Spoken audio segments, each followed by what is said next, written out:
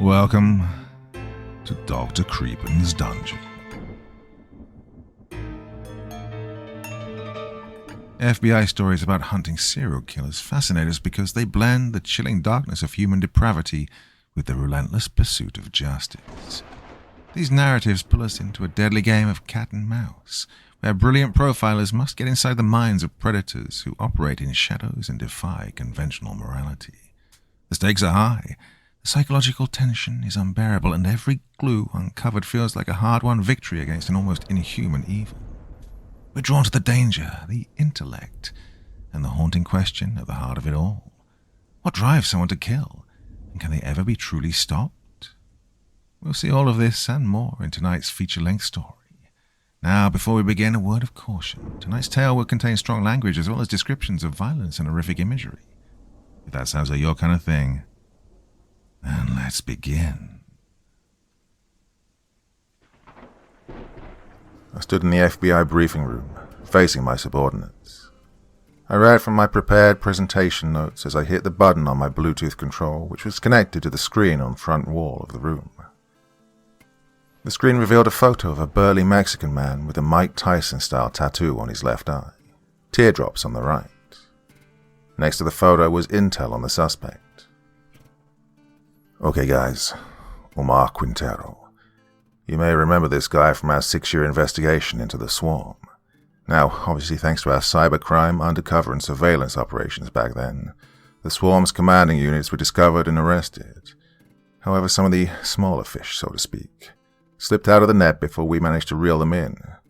Mr. Quintero was one of them. I pressed the button for a second time, this time showing a photo of 10 individuals, each with a name and sentence they were currently serving. You'll remember all these men. These 10 men orchestrated one of the most sinister clandestine networks of organized criminals the FBI has ever investigated. 4 of them were killed in the raids. 6 are serving triple-figure sentences in maximum security prisons. When the swarm was disbanded, some of the hired muscle splintered off into their own smaller criminal groups. I said, clicking the button once more. This time the screen showed a crime scene photograph. The photo showed the remains of a black transit van outside a warehouse. The vehicle was torched and next to it lay 4 black body bags. This photo was taken just outside Jackson, Mississippi in 2008, as I'm sure a lot of the rookies will have been told about this night. During an investigation into a kidnapping, strongly linked to the swarm, a surveillance team of fellow FBI agents were ambushed while staking out a potential contact point. 2 killed with serious gunshot wounds to the chest and head. The van then torched with a makeshift Molotov cocktail. The 3rd and 4th agents were killed with serious knife wounds to the throat. I pressed the button once more, now revealing 2 more photos of FBI agents. Both had deceased stamped on the photo. Now, the 5th agent, Agent Richard Daniels, he was abducted, later to be brutally tortured in hope of the gang obtaining information relating to an undercover agent we'd embedded in the swarm at the time. The man on the right, Agent John Clayton. I said, heavy-hearted, thinking back to another case where I lost a trusted friend. Agent John Clayton died in the line of duty in late 2012, after his identity was discovered, but not before he submitted extremely strong evidence against the unit he was embedded in. I pressed the button, changing the picture to show surveillance images taken in a recent stakeout. They showed a large Mexican crew transporting large haulage trucks over the border. Now, thanks to information relayed by Agent Clayton before his death in 2012, we now know that the crew contracted to kill those agents and deliver Agent Daniels to the swarm that night was led by Omar Quintero. Since the swarm was taken down, his crew have taken over the drugs and human trafficking racket on the Texan-Mexican border, I informed the team. I pressed the button one more time to show satellite images of a storage facility just outside of Laredo. Surveillance teams have tracked the organization, as well as Quintero himself, to this stronghold. Current sources say he's right there now, so we're just going to wait for the federal warrant to come through from Judge Atkins, and then we're going in. These guys will not come quietly. They are most likely armed, volatile, and extremely dangerous. Lethal force in the interest of protection of the public has been authorized. I looked at the team intensely. "Ready?" I asked. "Yes, sir," they answered enthusiastically. I smiled and nodded. "Then, let's go get our man." As the team stood up out of their chairs and began to get prepped for this morning's operation, I couldn't help but be bothered by the talk of fallen comrades. 2 years had passed since the escape from lawful custody of Robert Cassidy, aka the Cross-Line Cannibal. He went on a 48-hour killing spree which culminated in him brutally murdering my best friend, Peter Quince. Almost 5 years ago, after a long and drawn-out investigation that spanned a decade, we finally put this sadistic bastard behind bars. His wife, Amy Edmonds, had contacted us and told us that she suspected her husband was potentially involved in the murders. She provided us with receipts for disguises and new clothes, all placing him in the area at the time of each specific murder. She told us about his worrying behavior and how he fit the profile of a dangerous person. We looked at what she'd given us, along with his photo to compare against the suspect's sketch, and we knew we had our man. Unfortunately, the DA wanted something cast iron before we arrested Cassidy. We had no DNA, no CCTV. Everything we had could be passed off as circumstantial, so we needed a confession. I'll always respect Amy. She was a woman who'd had a tough life. Her father had died when she was young, and her first husband was an emotional abuser and an adulterer. Then, as if things couldn't get much worse, she married the most sadistic serial killer the Bureau has ever captured. Amy showed her resilience, though. She didn't need much persuading to wear a wire for us, and began questioning Robert on some strange findings, like wigs, outfits, and hairnets. To cut a long story short, she managed to outsmart him, one of the only people who ever have. She asked us for 2 sets of recording devices. She wore one under her t-shirt and placed the other under the bed. She asked questions that made it obvious she was wearing a wire. You know the sort. "Oh, why don't you just admit what you did, and at least have the decency to say it out loud?" Stuff like that. Robert pulled up her top and threw it across the room, smashing it against the wall. Little did he know that was the dummy. Amy said she'd read a lot about psychopathy and serial killers and how they like to brag about their crimes so they can relive them. Once he thought the recording was no longer taping him, Robert began to taunt her. He came out with things like, "I flayed Jessica Adams alive. Is that what you want to know?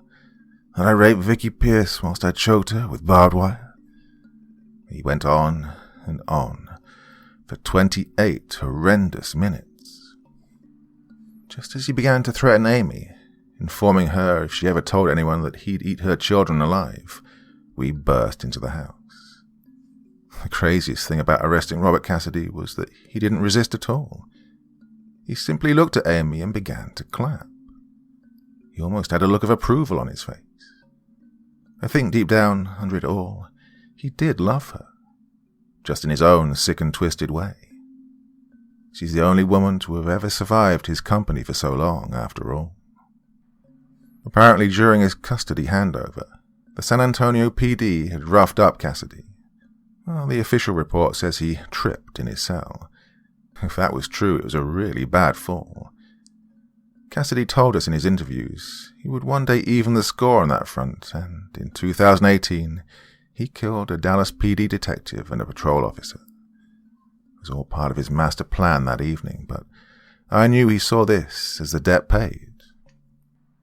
He tortured and killed Amy Edmonds' first husband, Jeff Benning, here causing myself and others to wrongly assume he was targeting their eldest daughter, Ashley. While we were chasing our tail in Denver, he assumed the identity of one of the deceased Dallas PD officers and, after calling me from the deceased detective's phone to obtain the location of Sadie Benning, he made his way to Fort Worth. It was here he gained entrance to the safe house and ambushed my 2 best agents. This sadistic fuck brutally tortured them both, all for the simple reason they taunted him in the interviews that Amy had outsmarted him. Cassidy fits the profile of a malignant narcissist, but my God, his response was another level of sadism. Hours later, during an intense standoff between Cassidy and Amy on the 3rd floor of the Fort Worth Tower block, Ashley Benning managed to get her hands on a nearby sledgehammer, and she swung it with all her might. The blow itself wasn't enough to knock Cassidy out, let alone kill him. However, it was enough to knock him off balance to the point he stumbled over the edge. Cassidy took a fall that would have killed most men, but if there's one thing I've learned about Robert Cassidy, he isn't like most men. Cassidy had murdered a taxi driver who transported him to the tower block earlier that night. His body was stashed in the porter cabin that Cassidy fell into, and while I called in backup and attended to Amy's injuries, Cassidy swapped clothes and left the scene. The taxi driver's face was badly mutilated, along with a broken jaw and teeth knocked out. Well, these injuries, plus a backlog of post-mortems from that night, delayed the identifying of the body. It wasn't until a few days later, when the taxi firm reported their driver missing, that they put 2 and 2 together. And by this point, Cassidy was in the wind. 8 days later, a 62-year-old woman by the name of Joyce Patrick was reported missing by her neighbor. She was reportedly heading to New Mexico for a 5-day vacation. When she didn't return, the neighbor became concerned. It's highly likely that she found Cassidy stumbling along some lone highway, injured from his fall, and pulled over to assist. Killers like Ted Bundy used to lure his victims to his car by claiming he was injured or disabled. We worked on the assumption Cassidy had told Mrs. Patrick that he'd been mugged. Her body was discovered just outside of Oklahoma City. Her skull was fractured, and she'd been dumped in a patch of marshland along the side of Route 35. We assumed, because this was so far away from her intended destination, that she drove there under duress. The car itself was later found, ditched, just outside Minneapolis. It's unknown where Cassidy went after this point, or even how he got there, but the best idea we have is Canada.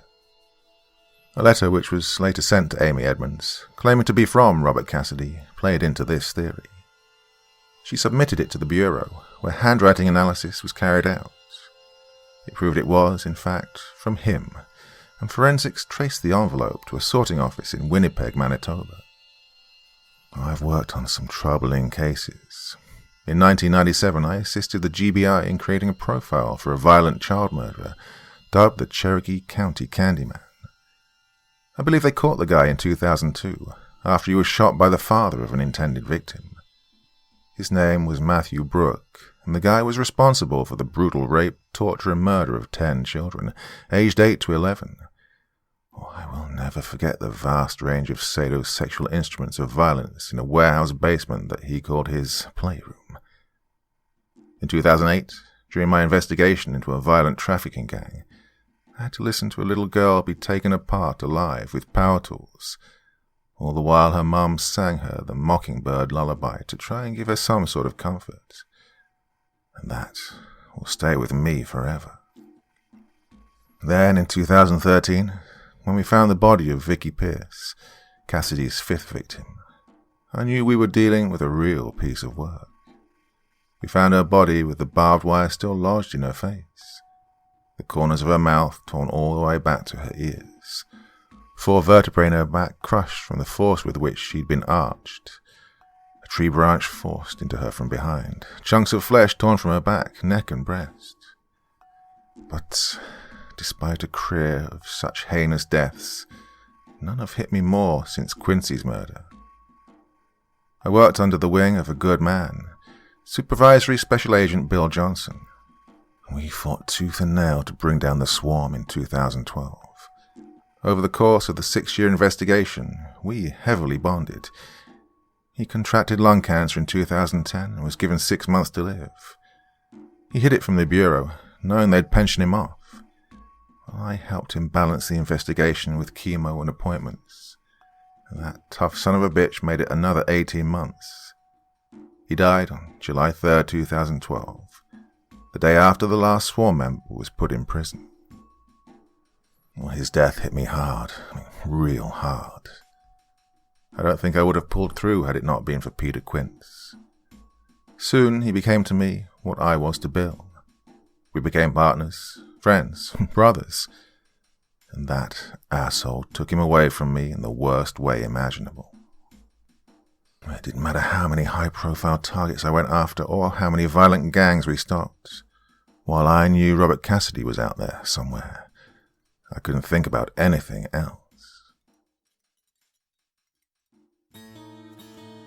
As the team loaded up into the convoy to make the 170-mile journey to Laredo, the deputy director approached me. "Agent Rodriguez, everything set up for this op?" he asked, a little concerned. Everyone at the Bureau, including the chiefs and commanders, knew I hadn't been the same ever since Quincy's murder. "All set," I answered. The confidence of my answer was half masked by an exhausted sigh. I was tired of people looking at me differently. "I know you've had a tough few years, James, I do. But ever since Waco, the Texan people have never had much faith with the Bureau. You throw in the fact that we let Cassidy flee to Canada whilst having a dead cab driver on the slab, well, you can imagine the sort of shit we get on Twitter." I answered, treating his question as a rhetorical one. "Public faith is one of the biggest issues the Bureau is facing. Look, this operation goes smoothly today, i.e. no civilian casualties. Then I think bringing down the last piece of the swarm puzzle will go a long way to restoring some of that lost faith." The deputy director's tone was suggestive and assertive. "And if this operation goes well, I want permission to go after Cassidy," I countered. "Oh, for..." The DD caught himself and sighed. "James, you gotta let it go. He's RCMP's problem now. I need you focused on nailing the scum who are trying to take over from the swarm. Those fuckers control the cartels, the biker gangs, the mules. With them gone, the battle is on for supremacy. We need you here with your head in the game. Do I make myself clear?" I looked away in disappointment, but nodded my head nonetheless. "Then go get 'em," the DD said with a wink. I turned and jogged over to the convoy where one of my team was holding the door open for me. "James?" the DD shouted for my attention. "Yes, sir." I turned my head. The DD thought for a second and decided to throw me a bone. "That psycho steps one foot onto American soil, and he's all yours. You have my word." I grinned and nodded in approval. I closed the SUV door behind me, and the convoy headed out of the San Antonio HQ, heading towards Laredo. The atmosphere was tense as we passed Encino, knowing we were no more than 40 minutes from what could be an extremely violent confrontation. Quintero had been responsible for the murder of 4 federal agents and the abduction of a 5th. Bringing him in alive would have endless possibilities when it came for intel on other potential gang members trying to take over the swarm's patches. However, everyone in this convoy had a magazine with Quintero's name on it. I could see it in their eyes. Lethal force was authorized for this operation, but any civilian casualties would be a big no-no. I pulled out a map and began to remind the agents of the plan. Surveillance teams in place confirmed Quintero is still at the stronghold. He's surrounded by his 4 generals. Now, bringing this guy in alive would be great for leads on other OCG investigations, but the likelihood that these guys will come quietly is next to 0, so weapons at the ready. Remember your training, watch your corners, and if you need to shoot, don't hesitate. The convoy, having met up with local law enforcement from both sides of the border to assist in the arrest, rolled up to the compound gates. The doors of the vehicles opened, and everyone hopped out, using the doors for cover. Omar Quintero, along with around 10 to 12 armed men, turned to face the gate. They raised their weapons and pointed them at our vehicles. I held up a megaphone and spoke into the mic. "Omar Quintero, this is the FBI. We have a federal warrant for your immediate surrender into federal custody on charges of the exploitation of children and the distribution of narcotics. Now, we would much prefer it if there was no bloodshed here, but if..." My sentence was cut short by Omar Quintero turning to one of the sheds and whistling hard with his fingers. Out stepped 3 huge men, all with guns, pointed at 3 8-year-old children. They all looked terrified. And my megaphone shattered to pieces as a bullet struck the plastic and penetrated my right shoulder. In my earpiece, a voice said, "Lethal shot available on Quintero." In my head, I heard the voice of the DD saying, "No, civilian casualties." I looked at the faces of those terrified children and held my hands up to Quintero, indicating that we were backing off. He lowered his gun an inch as I turned to signal to the federal agents and local police that the bust was off. However, someone on my team clearly had another agenda. Quintero's skull popped like a water balloon as the bullet cracked him in the forehead. His limp corpse fell back on the ground, leaving a mist of blood and brain lingering in the air. And as soon as his body hit the floor, all hell broke loose. Bullets flew from the compound and bullets returned into it. I looked around frantically, totally caught off guard by this melee, when a bullet flew right through a gap in my cover and burst through where my upper chest met my deltoid. I fell to the ground in pain. The pulsating throb of agony set my arm and shoulder on fire. My ears rang like a church bell from the noise of the bullet impacting the metal of the car. I slumped down, blood pouring out of my arm. I tried to put pressure on the wound, but the blood was pushing through the space in between my fingers. I began to feel dizzy and lightheaded, all the while the sound of gunfire, tear gas, and screams of pain penetrating my damaged senses. But everything quickly went black.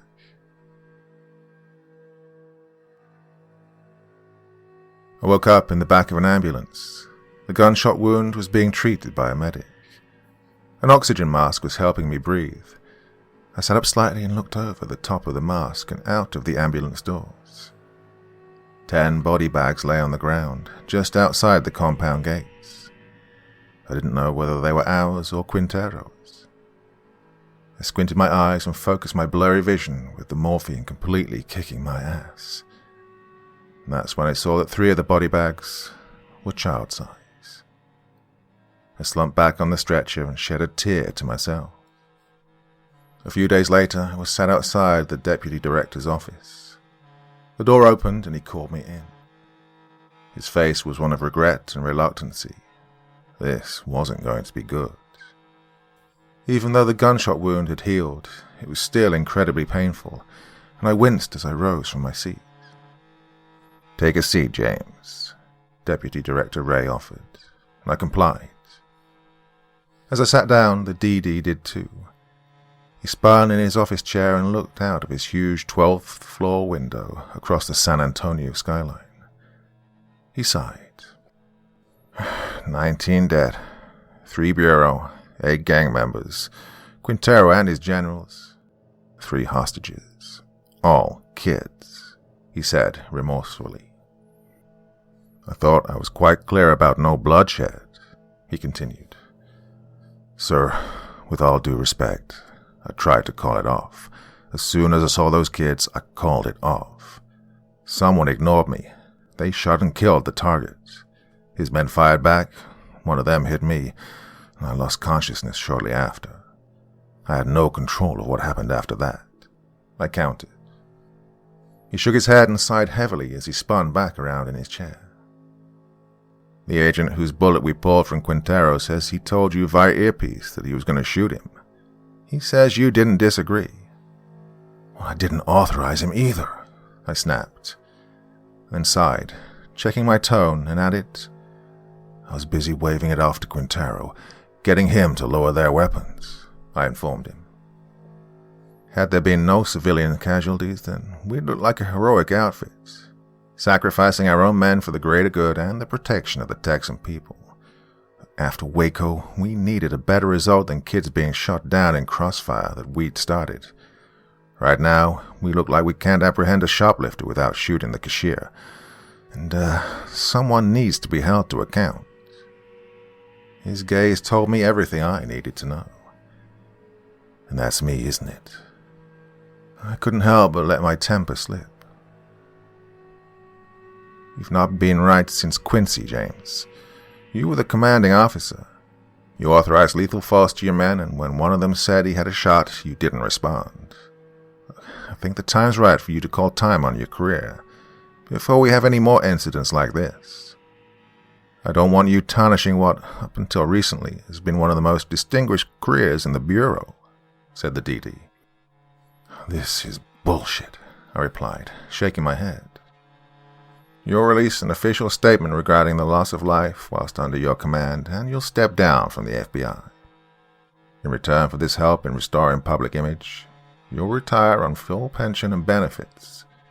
You'll also receive a lump sum payment of your salary up until your 62nd birthday to compensate for your early retirement. He began to slide a contract over the desk to me. Sir, I took a bullet in the line of duty. I've given my life to the Bureau. I have so much more to do here. What? You mean like Robert Cassidy? He asked, cocking his head. Let's face it, James. Ever since Quince was killed, you've not been the same.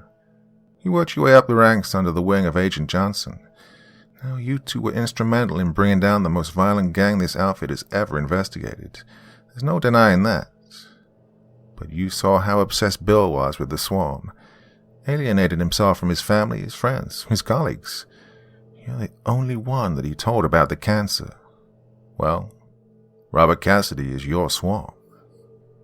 Words hit hard with the truth. I gritted my teeth, unable to argue. Look, James, I won't lie. You won't come off great in the press, but here in these halls, no one will ever breathe a bad word about you. You're one of the most respected agents to ever serve here. I mean that. Come on. 7 years' pay. Imagine what you could do with $1 million before tax. You get away from here. Far away. Start afresh. Well, the deputy director really sold the idea. I'll give him that. The Bureau was all I'd ever known, however. Ever since I left the academy in Quantico in 1993, I'd given my life to catching serial killers, rapists, drug lords, traffickers, bank robbers.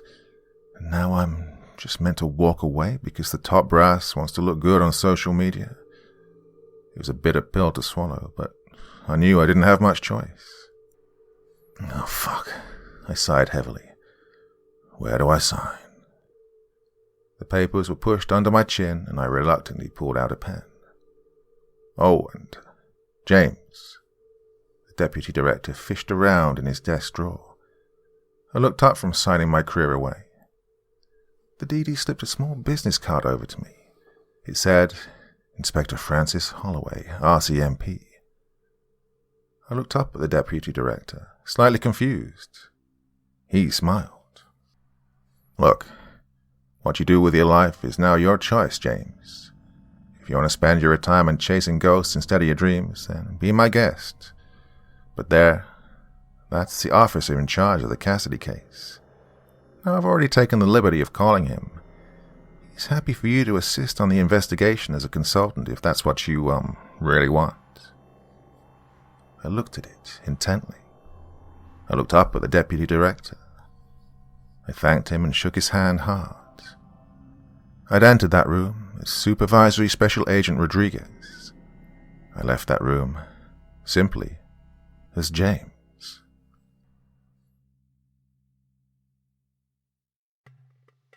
Around a month later, the check had come through from the Bureau.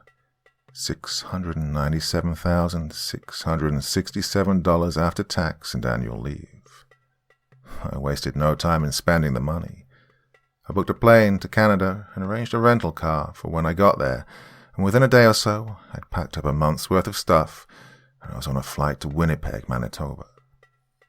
Once I arrived in Canada, I got myself set up in a pretty nice hotel for the duration of my stay. After all, I could afford it these days. I made my way to the Starbucks near Sergeant Park. Despite the fact that I was technically unemployed and in a country where I didn't know a soul, well, I can't explain it. For the first time in years, I actually felt like it was right where I should be. A slightly overweight and receding man sat at the back of the cafe, nursing a coffee in his own private booth. Had it not been for the RCMP uniform sticking out like a sore thumb, I'd have written him off as just another middle-aged man broken by life. As I made my way over to him, I fixed my tie and cleared my throat. "Special Agent Rodriguez," the man said as he began to rise from his seat. I signaled for him to stay seated, and I slid into the booth. He's retired Special Agent now. You must be Inspector Holloway. We spoke on the phone?" I said, shaking the man's hand firmly. "I don't think you ever really retire from this sort of work. I mean, you're freezing your cock off in Winnipeg instead of toasting your balls in Florida, am I right?" Inspector Holloway came across like Canada's answer to Matt Damon in The Departed. Well, thankfully, I love that movie. I smiled. "Right indeed," I answered, a little cornered by how true his statement was. "Hey, I read the papers, you know. I saw your retirement wasn't the most honorable.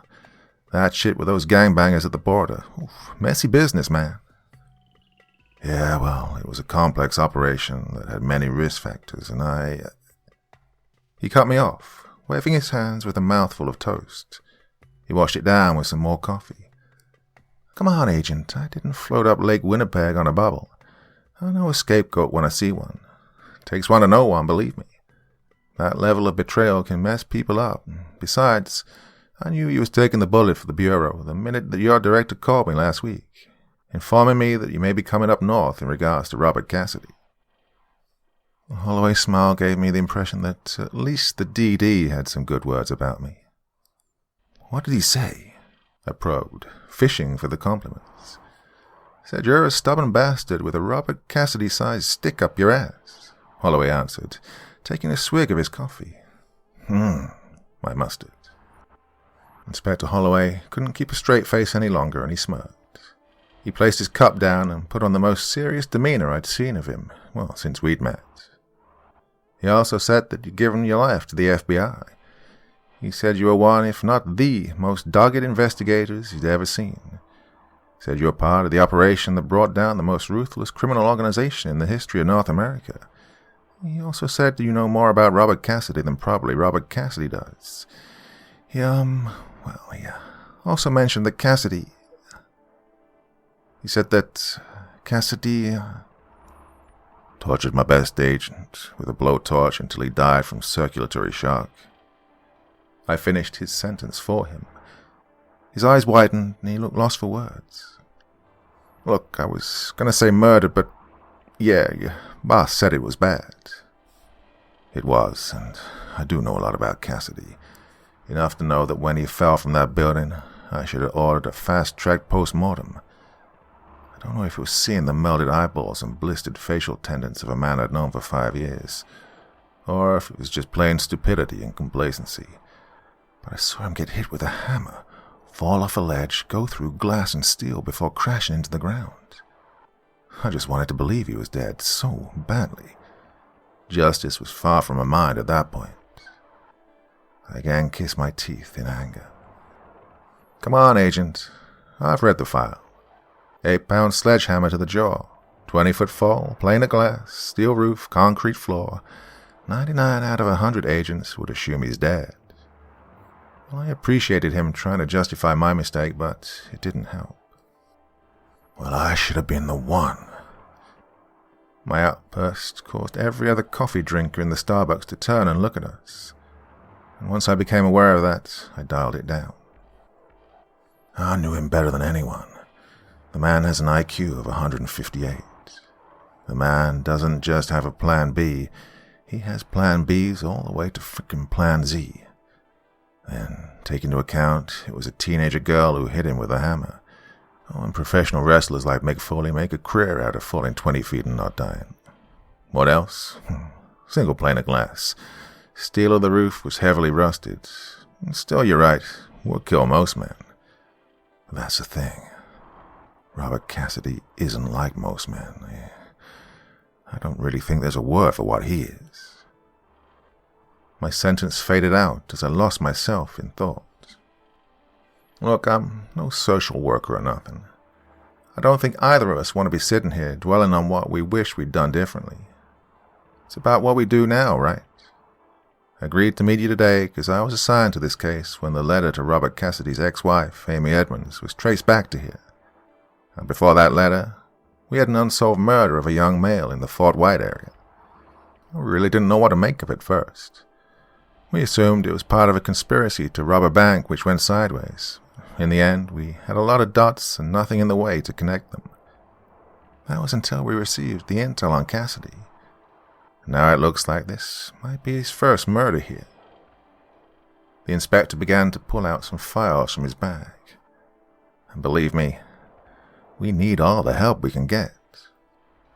Curiously, I asked, "First, Inspector, how many bodies have turned up in Canada since the night Cassidy escaped from Florence?" The inspector threw a stack of folders onto the table. He let me look in awe at the pile documenting the spree of violence Cassidy had left in his wake. 10 victims, that we know of. We obviously read that he buried a percentage of his victims in the first spree, so they could be used as insurance in bargaining for life instead of death. So, like I say, 10 that we know of.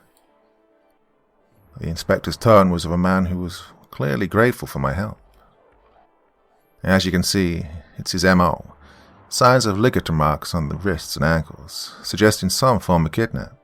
Violent sexual assault. Victims usually sodomized with a foreign object. Lacerations are frenzied and random, but always around the face, neck, and back. Sadistic torture methods vary, but as you can see, every victim has the chunks of flesh torn from the back, neck, chest, and face. Everybody dumped in a nearby park or woodland in the Winnipeg area. We've no idea where or how he's living. His pictures on all the relevant websites and social media pages for the Winnipeg area, but so far we've heard from no one who spotted him. Inspector Holloway's mouth shrugged with bafflement, and he shook his head in defeat. Yeah, well, that doesn't surprise me. God knows how badly he was disfigured in the fall. We found blood and skin cells on the glass and the cabin. I guess that's why the idea of the body wasn't priority. Either way, you may want to add the fact that we have facial lacerations or scars to your posters. I'd also add that he wears disguises, especially to lure his victims. Amy Edmonds said she found a card transaction on her statement for a fancy dress store in Michigan. She called the store and asked what the purchase was. The store informed her it was a police uniform. Amy said in any other circumstances she'd assume it was some sort of role-play fantasy for an extramarital lover, but she knew something was really off about Cassidy. I replied, giving my opinion. To his credit, the inspector was taking a lot of notes now. This is good. It's really good. Thank you. Listen, these files are my copies. My superintendent, having spoken with your former COs, has authorized your clearance to assist on this case. Please, take those files with you back to your hotel. Get familiarized with the case and attend this briefing tomorrow morning at these offices, he said, invitingly, sliding the files over to me along with a business card. It read, RCMP, 1091 Portage Avenue, Winnipeg, MB, R3C 3K2. And written over the top in blue biro ink was 9:35 a.m. The double whammy of exclamation marks indicated to me that the superintendent was a stickler for punctuality. That night, I looked over the case files. Each folder stacked with 3 inches of paper, documenting the heinous actions of Cassidy since entering the country. It was clear to me that Robert, despite being in exile, was as frenzied as ever. If anything, he was becoming more and more vicious. I attended the department briefing the next morning, and I was brought up to speed on everything the RCMP knew about Cassidy, and I shared my extensive and personal knowledge of Robert Cassidy.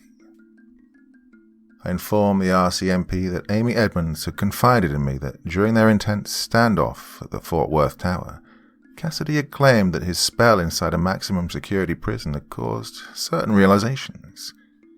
He'd revealed that he either wanted to kill or be killed, nothing in between. In the event of arrest, he would not come quietly. From the briefing, I'd learned of all 8 women and 2 men that Cassidy had murdered on this side of the border. His so-called Canadian kill count to date took his grand total to 43 people, again that we know of. As I expected, and as Holloway had said, the women were all kidnapped, brutally raped, mutilated, and eventually killed. Each body found with an alarming number of blade entry wounds, teeth marks with chunks of flesh torn mainly from the back and neck, skulls fractured from blunt force trauma, various items forced into the anus, vagina, and mouth. The corpses were always dumped in a woodland area, close to the site of the original abduction. More gore, more torture, more brutality. I'd seen this before in serial killers. Now Cassidy's bloodlust was at its peak. The two men he killed were much more straightforward. One of them was a bank clerk, killed in his own home. He'd been beaten with a claw hammer that was taken from his garage. The investigation into his murder led Holloway to some CCTV footage from that day in the bank, showing that the clerk had met with a man known as Roger Curtis. Now, this is where it becomes interesting because, you see, Roger Curtis was the second male victim. He went missing shortly after Cassidy's escape from custody. Curtis was an extremely wealthy, homosexual socialite who was known for his extravagant personality, wild parties, and chronic drug abuse. It's likely he met Cassidy in a bar and they went back to Curtis's residence for sex or drugs or both. On the day of the bank clerk's death, Curtis returned from his hiatus, suspected to have traveled to Miami or Los Angeles for around 12 weeks to visit friends and clubs, but he had returned when his money began to dry up. The bank clerk, whose name was Adam Griffiths, served Roger Curtis at the bank, as he requested to take out a substantial amount of his trust fund. However, unbeknown to Cassidy, Griffiths, who was also a party-loving homosexual man, had met Roger Curtis before through similar haunts and overlapping friendship circles. The CCTV tapes at the bank had no audio, but the RCMP had a lip reader analyze the footage. From what the lip reader could tell, the transaction went pretty smoothly. Curtis provided all the correct documentation and answered all security questions. The clerk, though, was clearly struggling with his identity. He'd obviously not met Roger Curtis enough to definitely know it wasn't him, but he'd clearly met him just enough times to have doubts. At one point in the transaction he asks, "Sorry, but I'm sure we've met. Yeah, remember at Mooney's?" To which Curtis responds with, "Mooney's?" Griffith smiles and nods. It was a question to try and catch this man out. Curtis stares at Griffiths for a few awkward seconds before simply replying with, "There isn't a bar called Mooney's." Griffiths then chuckles awkwardly and says, "Oh, isn't there? Oh, I must be thinking of somewhere else." The rest of the transaction seemed rushed, and while Curtis got his money, claiming he was going abroad, Griffiths kept taking a second glance at this Curtis. Meanwhile, he never took his eyes off Griffiths. There was no reason for anyone in RCMP to believe this man was Robert Cassidy. In fact, his hair, clothes, and even posture matched that of Roger Curtis. But I just knew it was him. Call it a sixth sense. It's unclear what occurred after. Clearly, though, Cassidy had realized Griffiths could cause him problems. Whether Griffiths would have raised concerns to anyone or not, it was irrelevant. Cassidy would not take that chance. He lightly followed Griffiths home, gained access to his house by false pretenses, and proceeded to murder him. The deaths of both these men came to light after Adam Griffiths made his way into work one day and, using his staff pass cards, entered the vault, stole over $12,000 from a number of safety deposit boxes, and simply walked out of the building. The bank reported the theft to Winnipeg PD after seeing the act on CCTV, raided the home of Adam Griffiths to arrest him for robbery.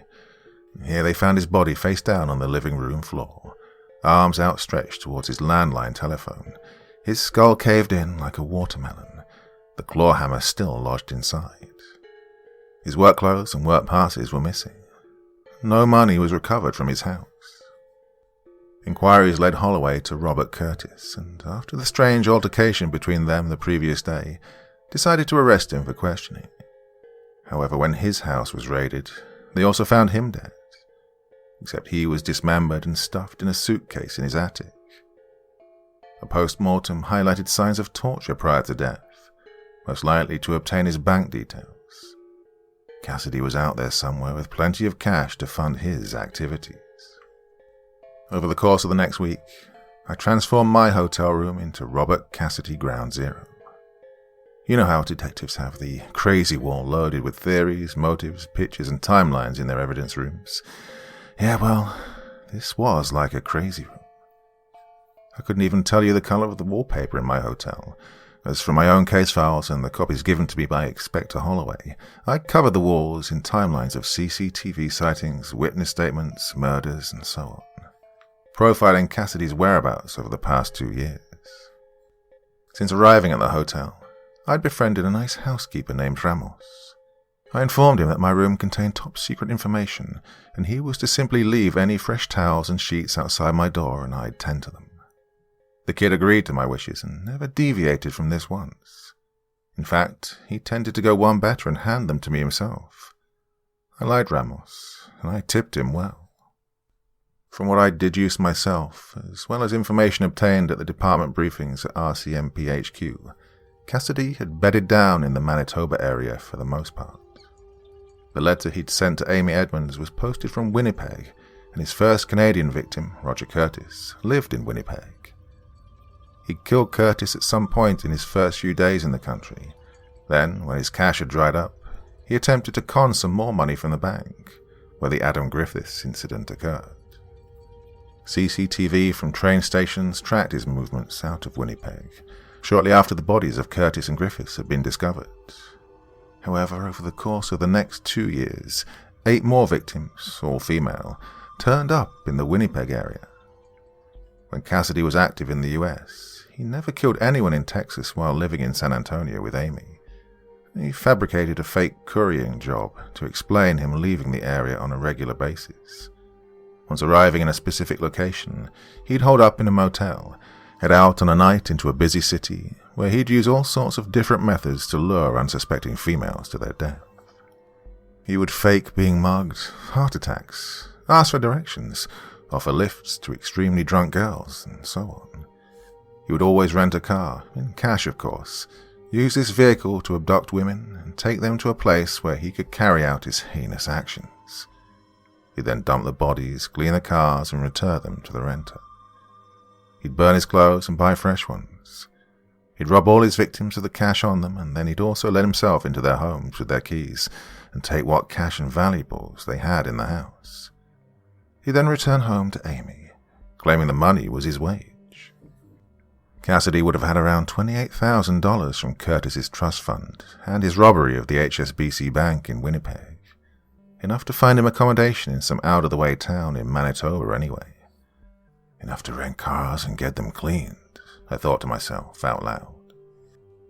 I made a vocal note to advise Inspector Holloway to monitor all rental cars purchased with cash in the Winnipeg area from the time of the last murder. I also made a memo about potentially staking out car washes in the Winnipeg area, hoping to catch him in the act after the next murder. The timeline of the murder suggested that his bloodlust was at an all-time high, meaning the next death was likely imminent. And I couldn't have comprehended just how right I was.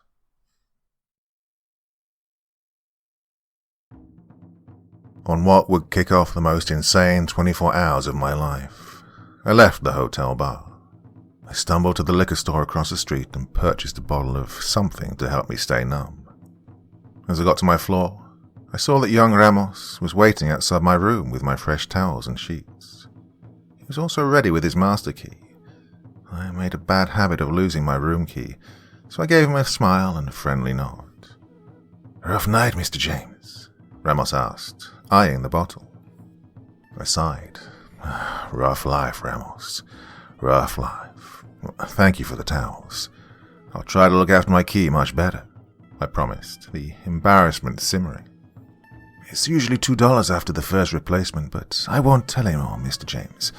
I'll always help you out," he said, smiling at me.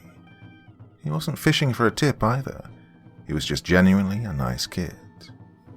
Earlier in the week, Ramos had confided in me that he and his family had left Mexico when he was just a little boy to get away from the cartel war zone over their back fence. However, they'd moved to LA and West Adams wasn't much of an improvement. They moved to Winnipeg last year, after his father had died. He told me his mother also worked in another nearby hotel. They both worked 100-hour weeks to pay their bills. He described it as getting by. So I gave him a $30 tip for having the audacity of using the words rough life to a boy with his upbringing. He slid his card into the lock and opened the door for me. I thanked him and said goodnight. I entered the pitch-black room and flicked on the light. I was greeted by the graphic images of Robert Cassidy and his crimes against women and males alike. I sat on the bed, poured myself some more hard liquor, and got to work blocking out the stuff I wanted to forget. I walked across the grass. The night was dark. The air was cold and I was all by myself. The black body bag sat ominously on the steel gurney. In the backdrop was a safe house. The door was open, leading into a swallowing abyss. I walked up to the body bag. There was something in it. I pinched the zip, closed my eyes tight and pulled it open. My breathing exhaled in a tremble. I opened my eyes. The phone of my hotel rang loud, piercing my whiskey-soaked hangover, forcing me to groan within. Until that night in Fort Worth, I never drunk alone. Hell, I barely even drunk. How times change, I guess. I flicked on my lamp so I could find the receiver. As I picked up the phone, the bright light from the bulb caused me to squint heavily. 4:43 a.m. Jeez, not even 4 hours sleep. I saw it was Inspector Holloway, and this caused me to come around from my days a little quicker. I pulled myself together and answered the phone. "Hello?" I murmured. "Well, we got another," he said, bluntly. I sat up straight, very alert now. "A body?" I asked. "Yeah, it's bad, James, real bad. It's a whole new ballgame, let's put it that way," he said. Well, I pondered what he meant, so I asked. "Listen, just get yourself to Little Mountain Park. I'll explain when you get here," he instructed. I didn't even bother to acknowledge him. I simply hung up the phone and threw on some clothes, rushed down the elevator, dove into my car, and prayed I didn't get pulled over.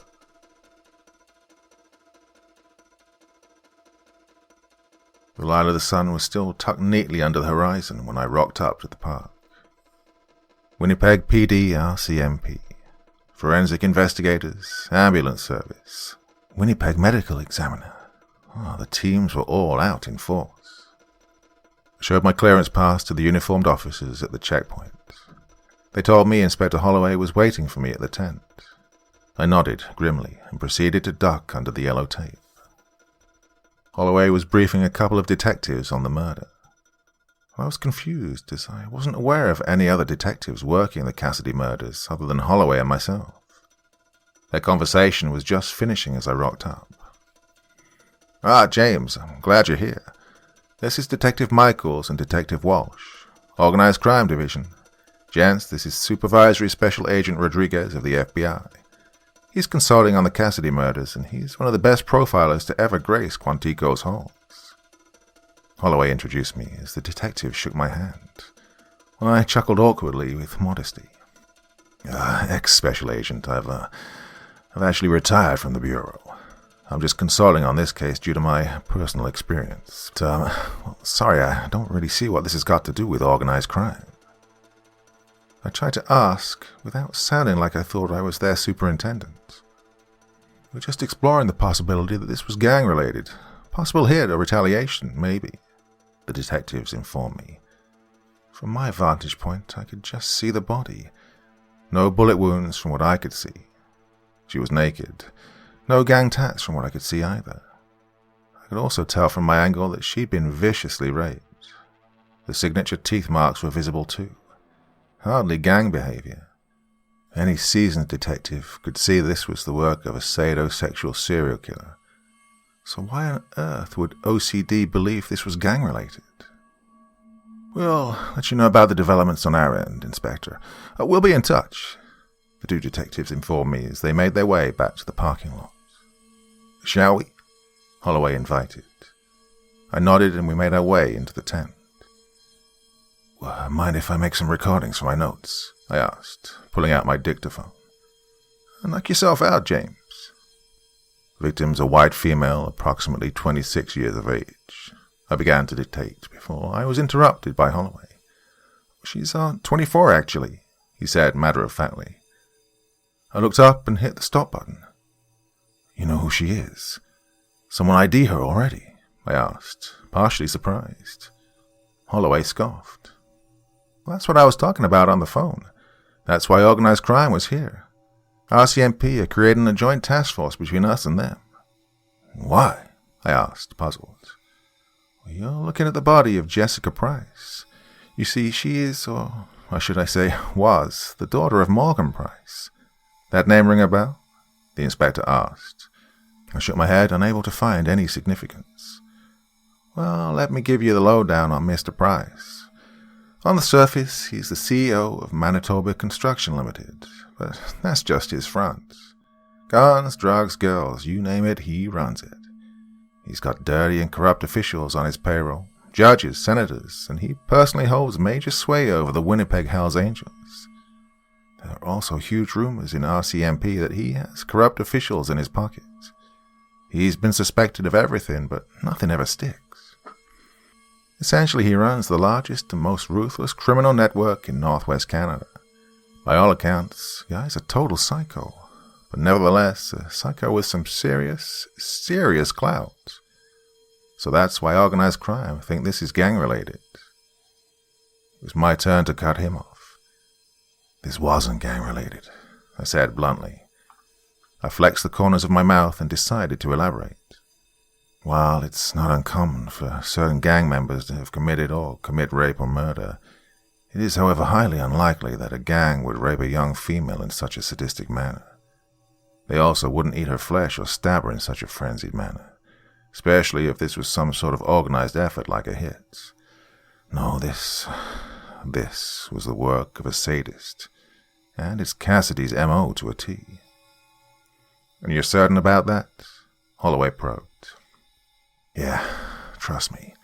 I was second in command on the investigation into the OCG codenamed The Swarm, remember? Now, believe me, they were the worst of the worst.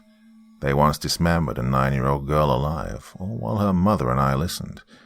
But despite that, they never raped her. They didn't bite chunks out of her. They were never out of control. It was simply to send a message, not because their bloodlust had boiled over. You see, regular OCGs use your more typical execution style. Gunshots, throat slits, and so on. Quick to the point, so they can reduce the chance of being seen or caught. This is different. This took time. This was the work of someone who enjoyed every second of it. And I've seen enough Robert Cassidy murder victims to know this was him. I made sure my tone was confident, which was easy because I was. "Yeah, shit, I was afraid of that. Definitely a whole new ballgame. Do you think he knew who she was?" Holloway asked. "Well, I don't know, but whether or did he not, looks like it's not just going to be me and you looking for him anymore."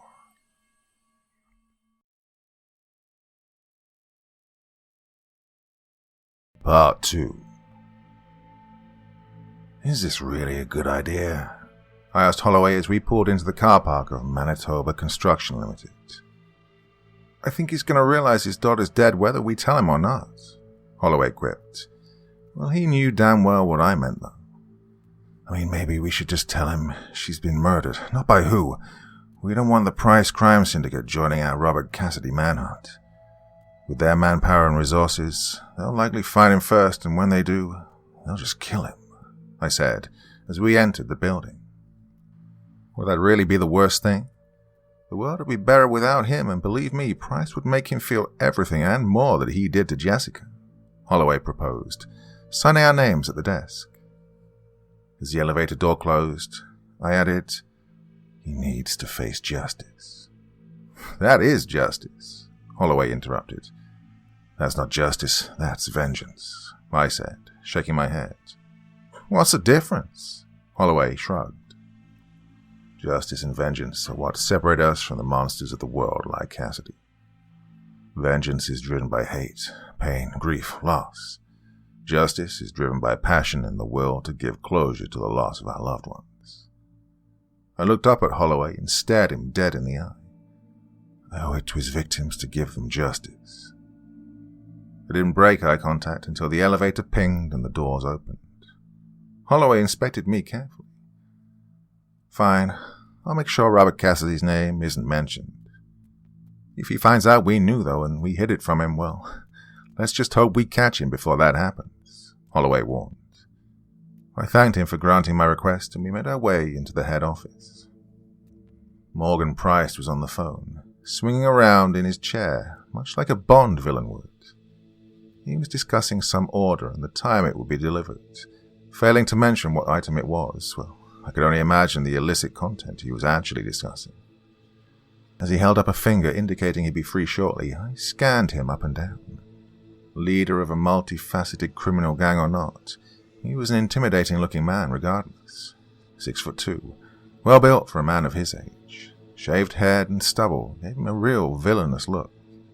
His dark, menacing eyes were fit for a man who'd done his share of nasty things to get where he is today. I imagined he's very desensitized to violence and torture. I was sure nothing could prepare him for what we had to tell him. Sorry about that, detectives. What can I do for you today? Is that a warrant in your hand? He asked humorously, looking at our case file. Our faces didn't know where to look as he put the phone down. I imagined we weren't the first investigators to visit this place, and we certainly wouldn't be the last. As technically I wasn't RCMP, I let Holloway take the lead. Mr. Price, I'm sorry, but I'm not here tonight regarding anything involving yourself. I'm here about Jessica, he began. Mr. Price's expression went from taunting smile to straight mouth and dead eye. I'm not going to sugarcoat this, Mr. Price. Jessica was found murdered in the early hours of this morning at Little Mountain Park. We aren't treating this as an organized attack at this time. No, we believe it to be an isolated incident by an unidentified subject. I'm so sorry, I really am. Holloway rushed the end of the sentence as if ripping off a band-aid. The next hour or so was exactly what you'd imagine. Words were said, objects were thrown, threats were made. The situation being as intense as it was, I couldn't honestly recall how the entire conversation went, so I won't try, but essentially, after Mr. Price went through all 5 stages of grief within the hour, he wanted to know everything we did. How was she killed? Any suspects? She was raped and murdered, Mr. Price. We don't believe this to be linked to any one of your possible business deals that may have gone wrong, although we aren't ruling out anything at this point. However, our working hypothesis right now is that this was the work of an opportunistic psychopath. But as soon as I'd chipped in, I knew I'd made a mistake. Price looked at me carefully. Not from around here, are you, Inspector? His question caught me off guard. If I gave my real name, it could lead a trail to Cassidy. Ramos. Inspector Ramos. Well, I simply thought of the last person I'd met outside of the investigation. Holloway could sense the tension in the room and dove in to save me. Inspector Ramos here used to work for Dallas PD, but he was recruited for RCMP earlier this year. He's one of the best criminologists I know. Well, he'll find who did this to her and bring about justice, Mr. Price. You have our word. That true, Inspector Ramos? His question was taunting and probing, his eyes still teary. Well, I won't rest until he's caught.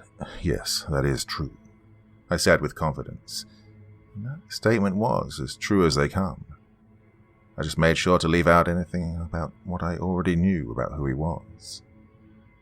Holloway handed over a card to Mr. Price. Please, if you have any questions or feel there's something we should know that could aid our efforts, then please don't hesitate. And Mr. Price, we are sorry for your loss. I'm sure you are, Inspector Holloway and Inspector Ramos. Please, see yourselves out, he said sarcastically. Spinning back in his chair and looking out across his city. Most likely he was thinking which of those insignificant insects out there had the bottle to take his daughter from him, imagining the brutal things that he'd do to them once he found out. Holloway and I didn't speak much on the way down. It was never easy delivering that sort of news, regardless of what they did for a living. When it comes down to it, family is simply everything to some people.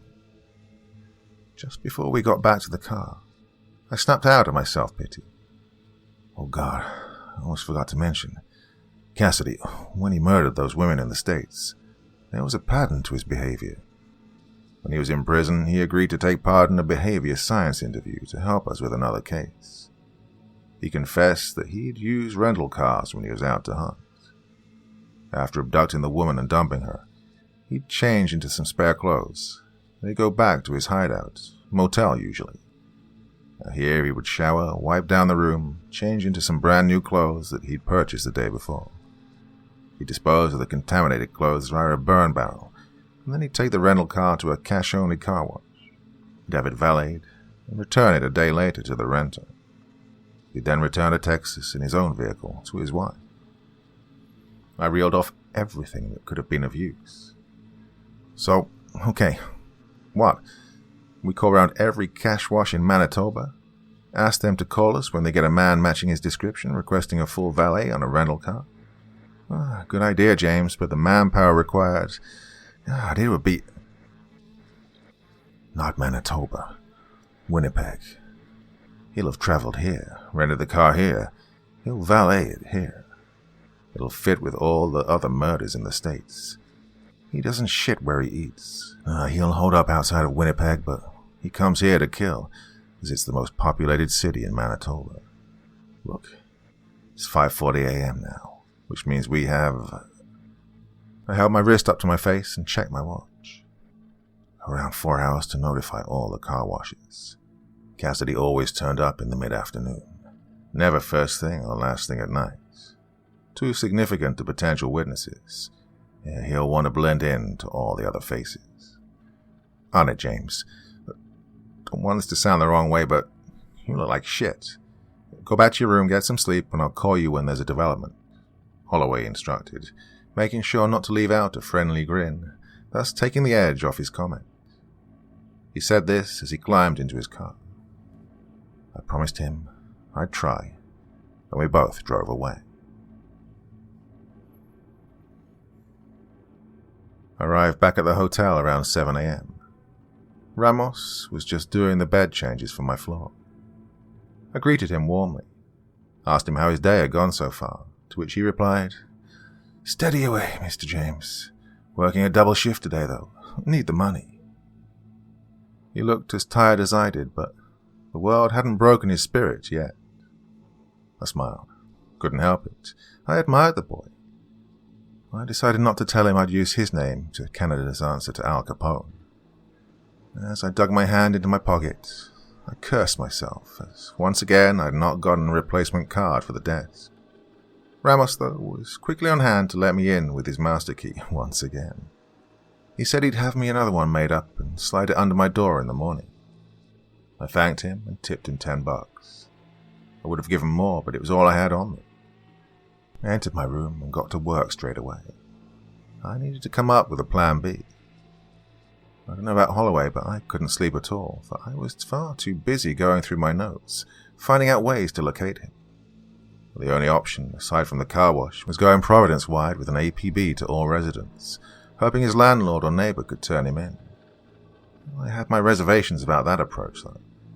Not only could Cassidy charm the spots off a leopard, but he's also a master of disguise, and also, public safety.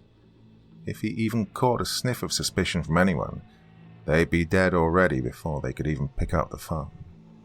So essentially, if this failed, we'd need to wait for another body to drop before we had another chance of catching him in Winnipeg.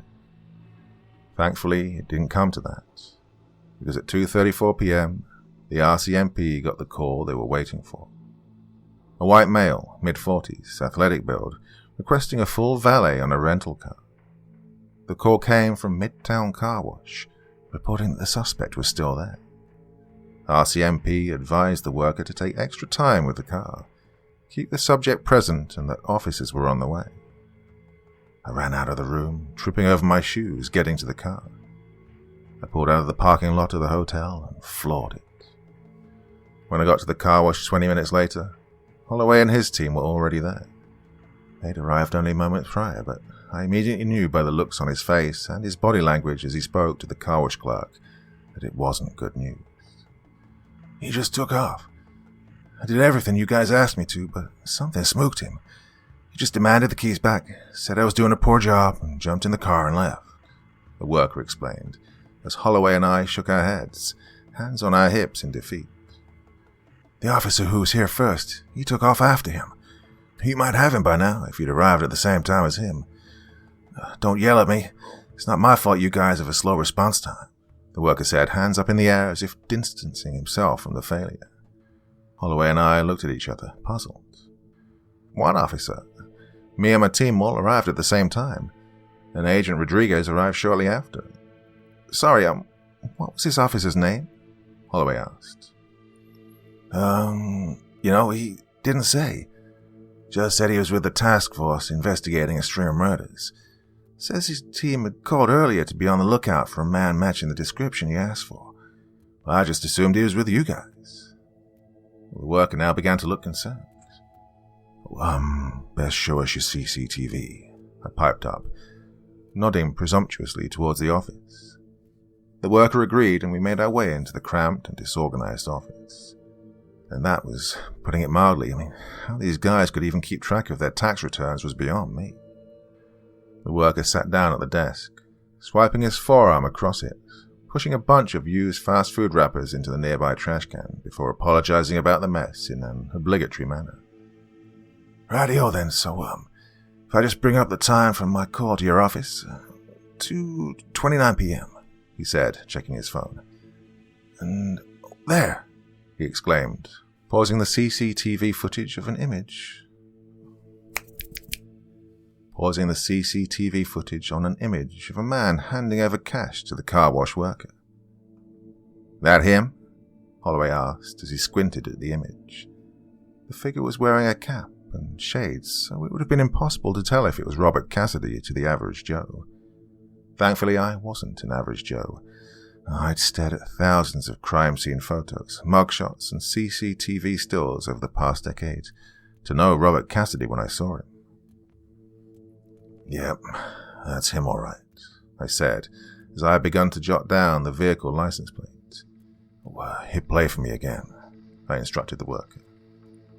The video continued for a few more minutes. Cassidy paid the clerk, and he took a seat across the forecourt. He pulled out a newspaper and began to read it, but, to be honest, it looked more like he was just hiding his face. The clerk, after pulling the car into the valeting bay, made his way into the office. The timestamp coincided with his call to the tip-off line. I noticed while the clerk was in the office, waiting for RCMP officers to arrive, a man entered the car wash. He began approaching a member of staff and conversing with them for a brief moment, before the member of staff pointed to the office where the clerk was. As soon as the man entered the office, this was when Cassidy began demanding the keys from the worker who was working on his car. He left the parking lot in his vehicle shortly after. Just after the car left, the unidentified man and the clerk exited the office and began looking around for him frantically. Shortly after, the unidentified man began to walk out of the parking lot. When he got close to the camera, Holloway slammed his finger down hard on the pause button and stared intensely at the unsub's face for around 5 seconds. "Oh, shit," he said bluntly. "What?" I asked, reluctantly. "That's Marlo Kane," he informed me. "What the hell's he doing here?" he asked out loud. I stared at him, waiting for him to elaborate. He turned to me looking extremely pissed off, but he rose above his anger to fill me in. In layman's terms, he's Morgan Price's hitman. There's no way Price should know it was Cassidy unless he has someone on his payroll in my department. The hurt caused by this betrayal was evident in the venom behind his words. not only does he know it was Cassidy, but he knew where he'd be this afternoon. Oh, and let's not forget to mention that we both lied to him, Holloway added. Shit, we both said in defeated unison. So, did you see if this officer managed to apprehend the suspect on that thing? Holloway asked to anyone who could answer. I was too busy making a note of Cassidy's license plate and the direction he'd left in to answer Holloway's question. But the clerk informed him that there's nothing on the CCTV that shows such an altercation. In fact, you couldn't even see the vehicle Marlowe Kane was in, let alone the license plate, or if he managed to catch up to Cassidy. We left a card with the clerk and urged him to contact us directly if either of these men visited the car wash again, and he promised he would. As we exited the car wash, Holloway walked intently towards his car. Come on, I'm going to go see a friend of mine, he said, purposefully. Who? I asked. If anyone knows something that can help us locate Cassidy, it'll be this guy. Jimmy Burns was a real weasel. To call his apartment a smack den would be described as fairly polite.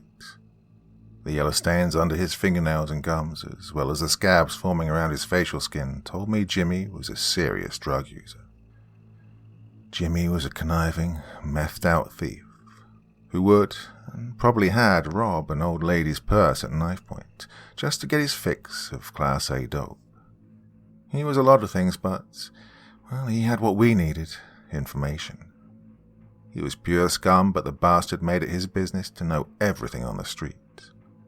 Holloway and a few other detectives threw Jimmy a few dollars to put towards his next rock, and in return, Jimmy would spill the beans on whoever he needed to. Jimmy, I was wondering if you'd heard anything about Morgan Price and his daughter being murdered last night, Holloway inquired. Jimmy took a long, hard drag on his cigarettes. Maybe. What's it worth to you? He asked, frantically scratching at his cheek, knocking the top off one of his many scabs. Depends on what you know, Holloway countered. Well, what do you want to know? Cut the shit, I jumped in. Time was running out.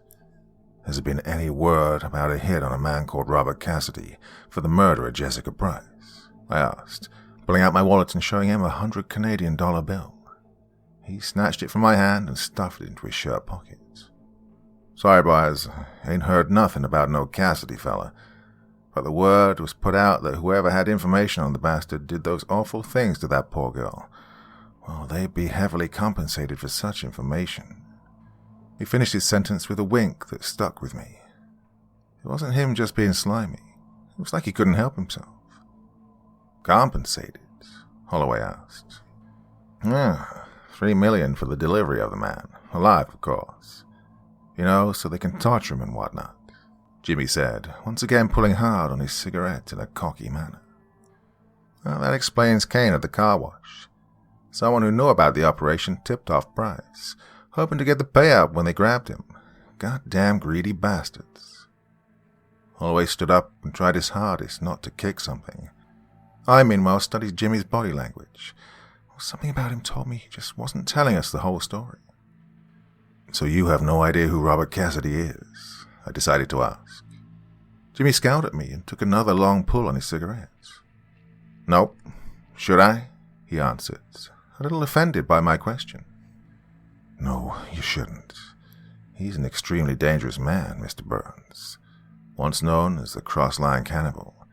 He's killed over 30 people in America. Women, men, tall, short, gay, straight, fat, thin, he does not care. The only man to ever break out of Florence prison, melted the face of a federal agent for simply calling him average, and whilst he's been in Canada, he's suspected of killing another 10 people. He's highly intelligent, deceivingly strong, and he's one of the most sadistic sociopaths that I've ever met. I let my words sink in, while Jimmy took another long pull on his cigarette. Good job I've never met him then, he said in a slimy manner after he'd blown the smoke in my face. I tried my hardest not to break his nose. Instead, I pulled out my card and placed it in between a CD case and a crack pipe on his coffee table. If you ever do see Robert Cassidy or hear of his known location, Please do not approach him. Don't contact Mr. Price or his associates. You call me, do you understand? I'll make it worth your while as best I can, I demanded. So where is this Mr. Cassidy now? Jimmy asked, just as we opened the door. Last sighting was Midtown Car Wash. An individual linked with the victim's father turned up and went off in pursuit. We've been unable to locate either individual since, Holloway informed him. So if you hear anything, Jimmy, on either person, I'd appreciate the heads up, he added. Jimmy bit his lip in some sort of deranged excitement. His grin showed us all 6 of his yellowing teeth. Sure thing, Holloway. We closed the door behind us and made our way back to our cars. You'll have that 100 turned into a pretty big rock by the time you get back to your hotel, Holloway joked. I have no doubt about that, I chuckled, unlocking the car door. If you hang around for 5 minutes, you'll see him scrambling out of his front door and legging it down to Crystal Heights. His words had a humorous tone, but he was telling the truth. I wasn't local enough to know what Crystal Heights was, but I just assumed it was a block where the meth dealers were plentiful. Listen, I'm going to love you and leave you. Right now I'm heading back to the office. I'm going to find out which of my men is in Morgan Price's pocket, and when I do, I'll paint the walls with him. So I'll call you when there's a development, Holloway added, looking rather psyched up. Cassidy had his first close call today. Without being able to find a previous time where his post-murder process was interrupted, well, who knows what he'll do now. We've potentially missed our window, I claimed, furiously. Hey, come on, James. I know this is all a bit fucked up right now, but we'll get it back on track. Flesh out the mole, rework our profile, and wait for another body to drop. I finished his sentence for him. I sighed heavily. He's killed enough people. Now he knows we're close to catching him. He's going to be like a cornered animal. He'll be more dangerous than ever. Exactly, you just said it. We're close to catching him. He's not thinking clearly, he's lashing out. He'll make a mistake. Now, you're the best of the best, James. You go and do what you do best and figure out what that mistake will be, Holloway ordered, slapping his hand on my shoulder in an act of emotional support. I nodded and thanked him for his faith in me.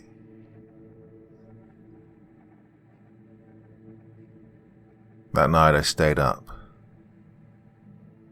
plying myself with extra strength coffee and Pro Plus.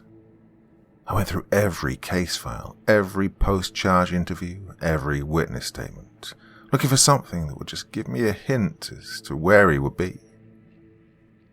The only time Cassidy came close to being found out was an incident in Wichita, Kansas, where he was spotted leaving the scene of a murder. Julie Devereaux was the only victim not to be found in a woodland area. She was abducted from Park City and later found dumped in an alleyway, 5 miles from her last known whereabouts. Cassidy was seen leaving the area by a pedestrian, and he questioned him on the blood around his face and on his clothes. Cassidy gave an explanation, blaming a severe nosebleed for the mess. Cassidy reportedly made a hasty retreat from the area on foot. I listened to the tape from Cassidy's interviews after his arrest, and during a behavior science interview, he was asked by Agent Quince why he didn't dump her in a wooded area. Dumping Miss Devereaux's body in a publicly walked street almost got you caught. Why the risk? Did you get bored? No way, Agent. Did you see Miss Devereaux? Did I look like I was bored? I had all kinds of fun. No, I didn't have much choice in that matter, you see. The tank was running on fumes. I couldn't risk driving all the way out to Swanson Bog. If it broke down, then I'd be stuck on the road with a dead girl in the trunk. Not the sort of position you'd want to be in. Okay, so what happened then? I just decided to park up across the street from this alley. Didn't look to be any CCTV or anything. Plan was to throw her in the dumpster, cover her up under some black bags, and hope City Hall would do the job for me. There was nothing like that, though, so I did the best with what I had, and I just dumped her in the corner and covered her up with a tarp and some cardboard. I was heading back to the car when I got spooked by this student. I must have still had that bitch's blood all over me, 'cause he got all nervous. I just gave him some line about my nose opening up and hightailed it. I didn't expect him to buy it, but I just needed to give him something to think about while I split. So, you left the car at the scene? Hell no. With my DNA prints and everything in there. No. I needed the car cleaned and back to the rental place before 5 p.m. the next day. So when the coast was clear, I went back to get it and drove it to a nearby motel. I always used to stay at sketchy places, like where they run drugs or whores. Rooms can be a little, roachy, but less chance of an upstanding citizen reporting a suspicious-looking vehicle to the authorities. Well, anyway, next day I wiped the car down best I could and took it to be valeted. Half expected that night to burn me, but nope. Another 18 months before you boys got lucky. Lucky? Oh, you mean when your wife outsmarted you? What's wrong, Cassidy? Cat got your tongue? Maybe you're just realizing that you aren't as smart as you think you are. Careful, Agent Quince. It's not wise to aggravate me with attempts of attacking my intellectual vanity. I clicked the stop button. That's it. Cassidy could potentially be holding up at a sketchy motel in the Winnipeg area. Somewhere his behavior is much less likely to be questioned. He'll be waiting for the dust to settle, assessing his options. The tape suggested when he's thrown off schedule, he can make rash decisions based on poor assumptions. I pulled out the laptop and speculatively typed in low-star motels on Google, specifically in the Winnipeg area. When I did, a news report caught my eye. Father of 3 shot in parking lot of notorious Crystal Heights Motel after meeting sex worker. Something was happening within me. A small part of me was connecting the dots, but the rest of me hadn't got the memo yet. As my deep subconscious was hard at work battling against the raging hangover, the part of me on caffeine-riddled autopilot continued to read the article about the shooting. A supposedly happily married man had been meeting a sex worker for regular intercourse at the Royal Palisades Motel. Upon leaving one of his secret rendezvous, he was mugged and ultimately shot twice in the stomach after he attempted to wrestle the weapon from the attacker. He's currently in the ICU, but he's expected to make a good recovery. I read the last few paragraphs of the article, which tended to go slightly off topic and speak about the resulting crime rate or some background context to the event. The article wrote, "This is just another in the long and exhausting string of violent offenses to occur at the now condemned Royal Palisades Motel. The motel was once a well-respected establishment, where tourists and even some diplomatic types would use the motel's services due to its handy location in the heart of the city of Winnipeg. However, over the last 3 years, organized crime has poisoned the motel's once great aesthetic. The motel is now a hotspot for both male and female prostitution, as well as the distribution of methamphetamine, earning the location the now unfortunate pseudonym of Crystal Heights." Then, as if by magic, as if by fate, just as the pieces were slotting into their respective places, my cell phone rang. "Sorry if I woke you, James, but I have an update. I don't know whether this is good news or not. I shared my concerns about the leak with the super, and he asked everyone who'd knowledge of the car wash operation to surrender their devices. Not one shred of evidence any of them leaked information to Price or his OCG. I mean, obviously I'm glad I don't have a rat in my unit, but, well, I really don't know where to go from here. I have no idea how Price found out. James, you there?"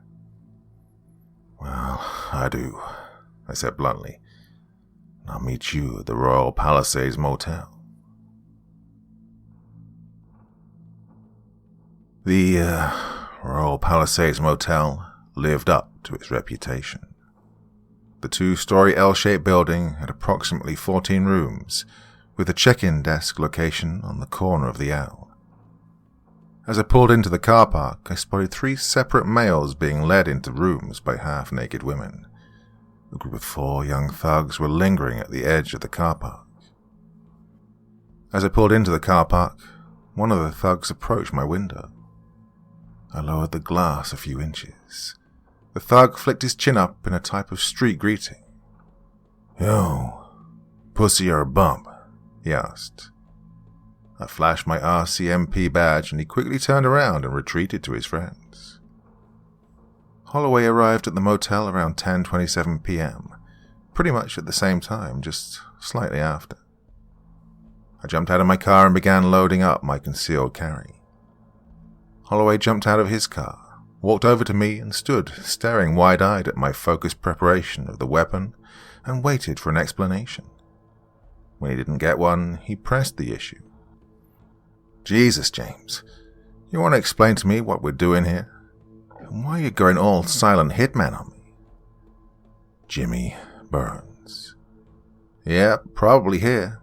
But he's already told us what he knows, and I don't think a gun will change that." "Not here for information. I'm here to try and save his life." What? What are you talking about?" "He's the league, Holloway," I snapped as I sprinted towards the office. "And if Cassidy's alive, then Jimmy Burns is in real shit." We burst into the motel office and flashed our badges at the desk clerk. "I need to know if there'd been any reservations made at this hotel in the last week by this man," I said, holding up a picture of Robert Cassidy. The clerk squinted. "He may have worn a disguise." I then held up pictures of Cassidy in other people's attire, such as the CCTV from the bank and the car wash. This seemed to strike a tone with the clerk. "Yeah, that man there, the one from that car wash. He checked in earlier this week, a few nights ago. He paid in cash, and to be honest, he looked at the floor the whole time.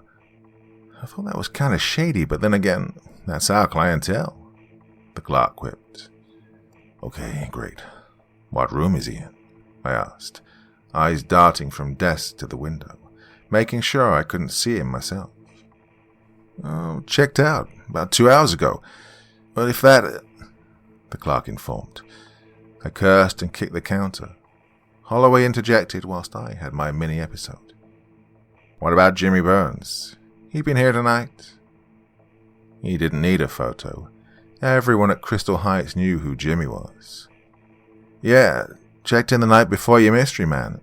He's still here, room number 6. Next door to your man, actually. He was in room 7. "I'm gonna need to get into both those rooms," Holloway said, badge on show. "Now," he added, loudly, when the clerk wasn't quite going as quick as he wanted. When we got to room 6, the desk clerk began to insert the master key into the lock. The thing that struck me, as he and Holloway concentrated on the door, was the window. The entire pane of glass was dripping wet in condensation. As soon as the door opened, steam came pouring out of the room and into the chilly Canadian air. Guns drawn, we made our way into room 6, our pores opening for the sheer density of the steam that filled the room. We realized it was coming from the bathroom, and from what we could hear, there was water running. There was a stench in the air, not something I'd ever smelt before, but it was very distinct. It reminded me of a seafood restaurant. I wasn't sure why, but when Holloway pushed the bathroom door open with his foot, as we held our guns out in front of us, quickly I found out what that smell was, and why it reminded me of seafood. Lobsters. There in the bathtub was Jimmy Burns. His eyes were bulging out of his skull nearly. He was naked with what looked like 2 badly broken legs. His hands were restrained around his back, and he was literally, and I don't have any other word for this, cooking in the bath. The water was on, overflowing onto the bathroom floor. There was a kettle on the toilet seat. The hot tap was turned to its max. The water and the air was piping hot. Jimmy's skin looked redder than a stoplight. It had scaled and blistered to a point that made us all nearly vomit. His lips were crusted and inflamed. I didn't even know if he was able to scream. The worst part was, he was alive. He wasn't responding, but he was alive. We called in EMTs and ERT, and even the paramedics were puzzled on how to approach the situation. They tried their utmost to get him out of the water unscathed, but it was damn near impossible. They gave him morphine for the pain in his legs and skin, but as soon as they grabbed a hold of his body, his skin just came away in their grip. The water turned a crimson red as Jimmy was hoisted out onto a gurney, and he was wheeled into the back of an ambulance. At least 70% of his skin was left in the tub. The EMTs rushed him to Winnipeg General, but he died on the way there. We were told by the medical examiners that his tongue had been bitten out before he was boiled alive. The desk clerk, as well as both me and Holloway, was horrified. I got the impression he and Jimmy were on good terms. He was kind enough to make us both a stiff drink. We all needed one.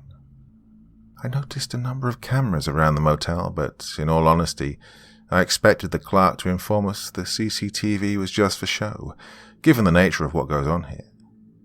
However, the clerk, when we were all alone, said that the official line when cops came calling is that it's a deterrent, but criminal interests who run their product through here wanted there to be some sort of footage recorded, should a rival gang make a move on their patch. And so the motel had installed a private hard drive that recorded the motel for just 1 week at a time. The clerk said he could be beaten up, or most likely a lot worse, for just showing us this, but he said he'd liked Jimmy. Everyone did. He was a lot of things, but he wasn't a bad person in the grand scheme of things. He didn't deserve that anyway. The clerk wanted to help us in any way he could. He took us into the basement, where the hard drive was hidden, and we sat at the monitor, the three of us with our drinks, and we began to rewind the footage.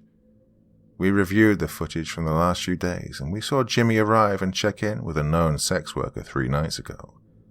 They went into room 6, and a number of hours later, she left. Jimmy stayed.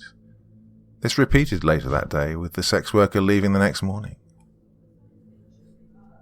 And that night, Cassidy arrived in the rental car. He goes and checks in, and he's entering his room. Jimmy comes back from scoring some more meth. He converses with Cassidy for around 10 minutes. After they finish, they give each other a friendly goodbye, and they both go inside. Later that night, Cassidy leaves in the rental car. This was the night that Jessica Price was raped and murdered. Jimmy stays around the motel, scoring meth, entering and exiting his room with various females. Around 10 a.m. the next morning, a man turns up at the motel. He looks completely out of place in relation to the rest of the people there. He's well dressed. He turns up in a blacked-out SUV, and he doesn't look like he's fiending for Class A's. He goes up and speaks to a few people who appear to be regulars at the motel.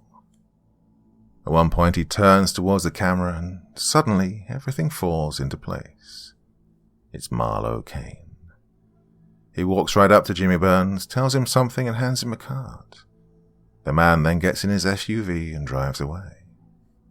Well, without audio, it's damn near impossible to be certain this is how it went, but I'm pretty confident. Cassidy arrived at the motel, knowing he was less likely to be reported for acting suspicious than he would at a more respectable establishment. And here he met Jimmy Burns, who would have likely had suspicions about Cassidy himself.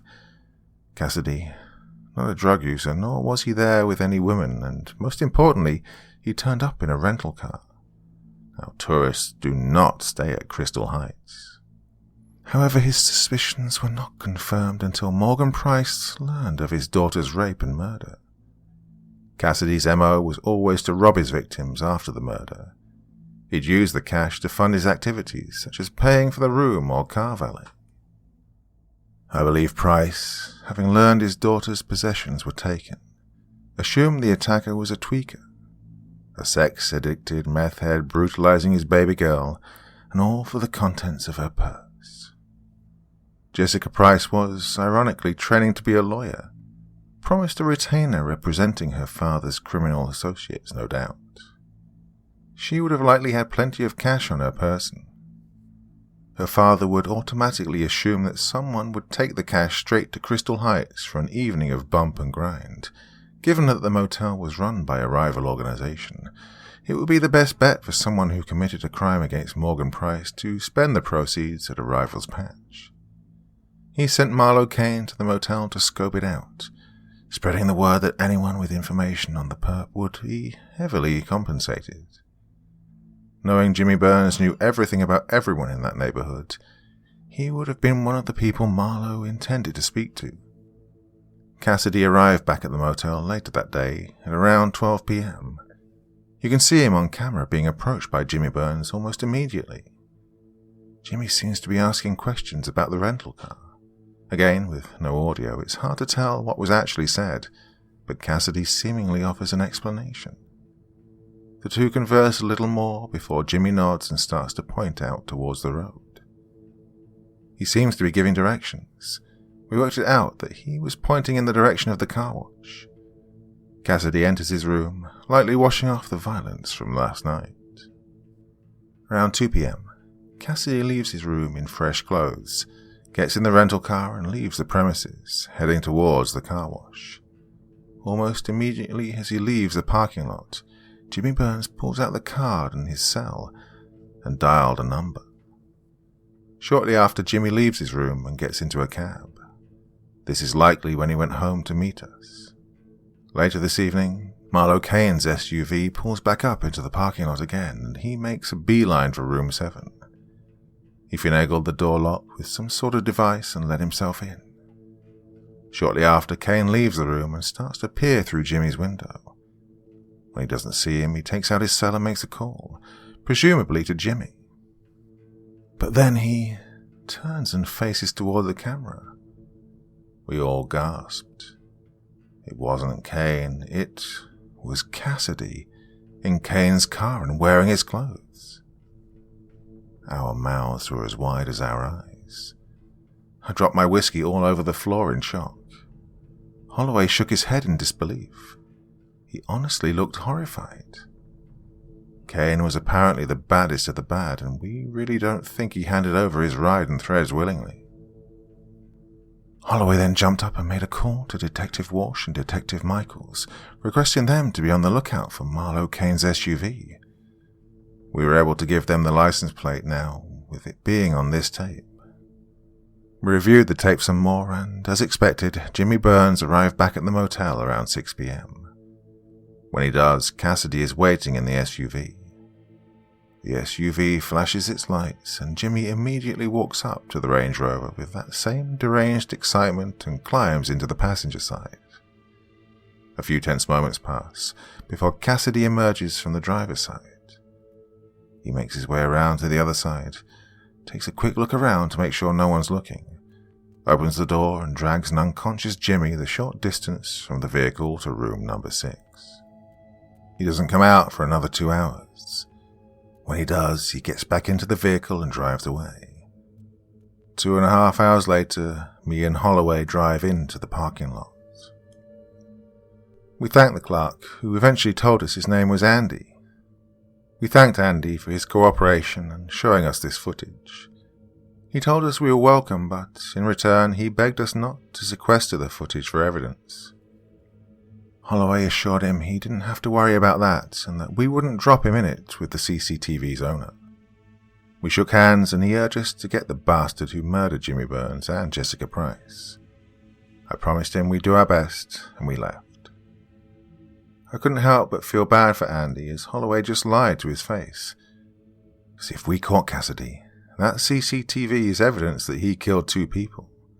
It would most certainly be sequestered, although that was a mighty big if. We walked out into the parking lot and reconvened at our vehicles. Holloway inhaled a sharp hit of cold, brisk midnight air into his lungs through his nose and sighed it out heavily through his mouth. God, it seems like for every step forward, we get knocked 2 back, I complained, pinching the bridge of my nose with my thumb and index finger. Well, I've suffered from migraines all my life, nothing new there, but there's a special type of migraine that hits me once in a while, A real humdinger that knows my senses and makes me want to tear my eyes from their sockets. I've only ever had 4 of them in my life. The first was the night the swarm kidnapped, tortured and killed a federal witness, a surveillance operative and an innocent 10-year-old girl. The second was the night Bill Johnson died of cancer. The third was the night Robert Cassidy escaped from Florence prison. And this was the fourth. Hey, come on. Let's not fall apart here, James. Now, let's look at the bright side. We know the vehicle he's driving. We know he's on the move. At least now we know that Marlowe Kane isn't on the trail too, he said with a wink and a slight giggle. I couldn't help but smile at his twisted sense of humor. Holloway was definitely an optimist. I could tell why he was so well liked by the people he worked with. My department has the plate. We set up multiple checkpoints leaving the city. He's trapped, man. We just need to wait for the call and then we can move in, so I think you should go back to my room and get some rest, I interrupted with a sarcastic grin. Yeah, but when I mean rest, I mean like actual sleep, like a normal person, he suggested in a bantering manner. I scoffed through my smile. I can't remember what normal feels like, but I'll try, I promise, I assured him. Well, I got some things I need to put in place to make sure Cassidy doesn't get too far. So if there's any developments, I will call you, he said in a high school girlfriend mocking tone. I couldn't help laugh. First time in years. Well, we were opening our car doors and climbing in when I had an epiphany. I whistled and got Holloway's attention. He looked over at me, raising his eyebrows, signaling that he was all ears. Hey, I don't meet many people in our line of work that I truly respect. I think I've only met 2 in my 24 years as a federal agent. But now I know 3, I confessed, genuinely. Holloway smiled. It meant a lot to him to know that. He began to ask what on earth brought this on, so I interrupted him. The agent, the one who Cassidy killed. I told you he was my best agent and a long-term colleague. Well, what I didn't tell you was that he was also my best friend. We came up through Quantico together, but went our separate ways for a number of years. Eventually, we both joined the Cassidy Task Force in Behavioral Sciences. We brought him down together, including a few others. He was the best agent the Bureau could want, and he was the best partner I could need. I sighed heavily. I just wish I'd told him that before he... I looked at the floor, desperately trying to suppress the flashbacks of that night at the safe house. I'm sure he knew, James, he answered. But I'll call you when I know something. I smiled. Just before I got into the car, I realized this confessional had been entirely one-sided. That made me feel vulnerable. Hey, Holloway, I chirped. His eyebrows and ears perked up. You once hinted you know what it felt like to be scapegoated, like I was with Quintero. I left the sentence open-ended. Rather than outright asking him, well, he began to speak before he caught himself. He bit his lip hard and sighed. Maybe another time, James, another time, he suggested. I pointed at him and told him I would hold him to that. He agreed, and we both got into our vehicles. He drove back to RCMP HQ to take on a few things. Meanwhile, after a detour to the liquor store, I drove back to my motel. I intended to keep my promise and get some sleep. After what I'd seen tonight, however, I needed something to counteract the adrenaline.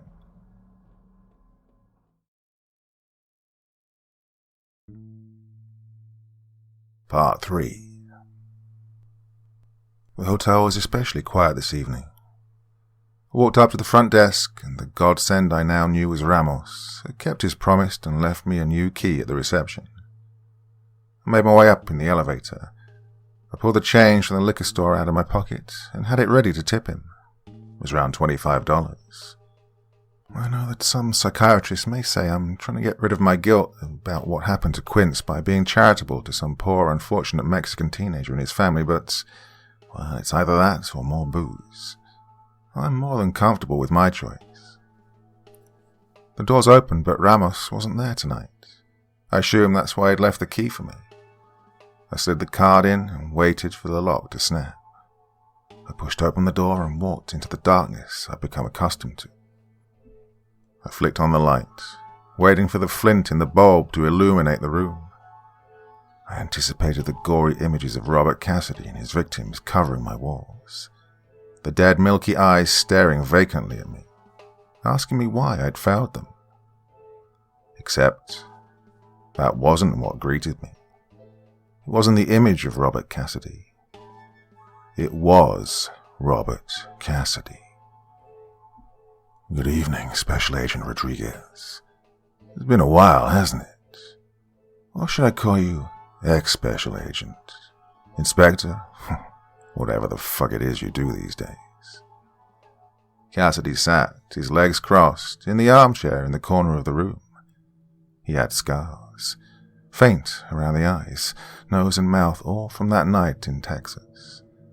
He had some new wounds too, though. Marlo Kane hadn't gone down quietly by the looks of it. He fiddled the point of his knife into the gaps of his teeth, as if using it as a toothpick. Jimmy Burns was a big talker. Fat tongues tend to get stuck in between the canines, he informed me. Didn't know if he was being serious or joking. Not sure I wanted to either.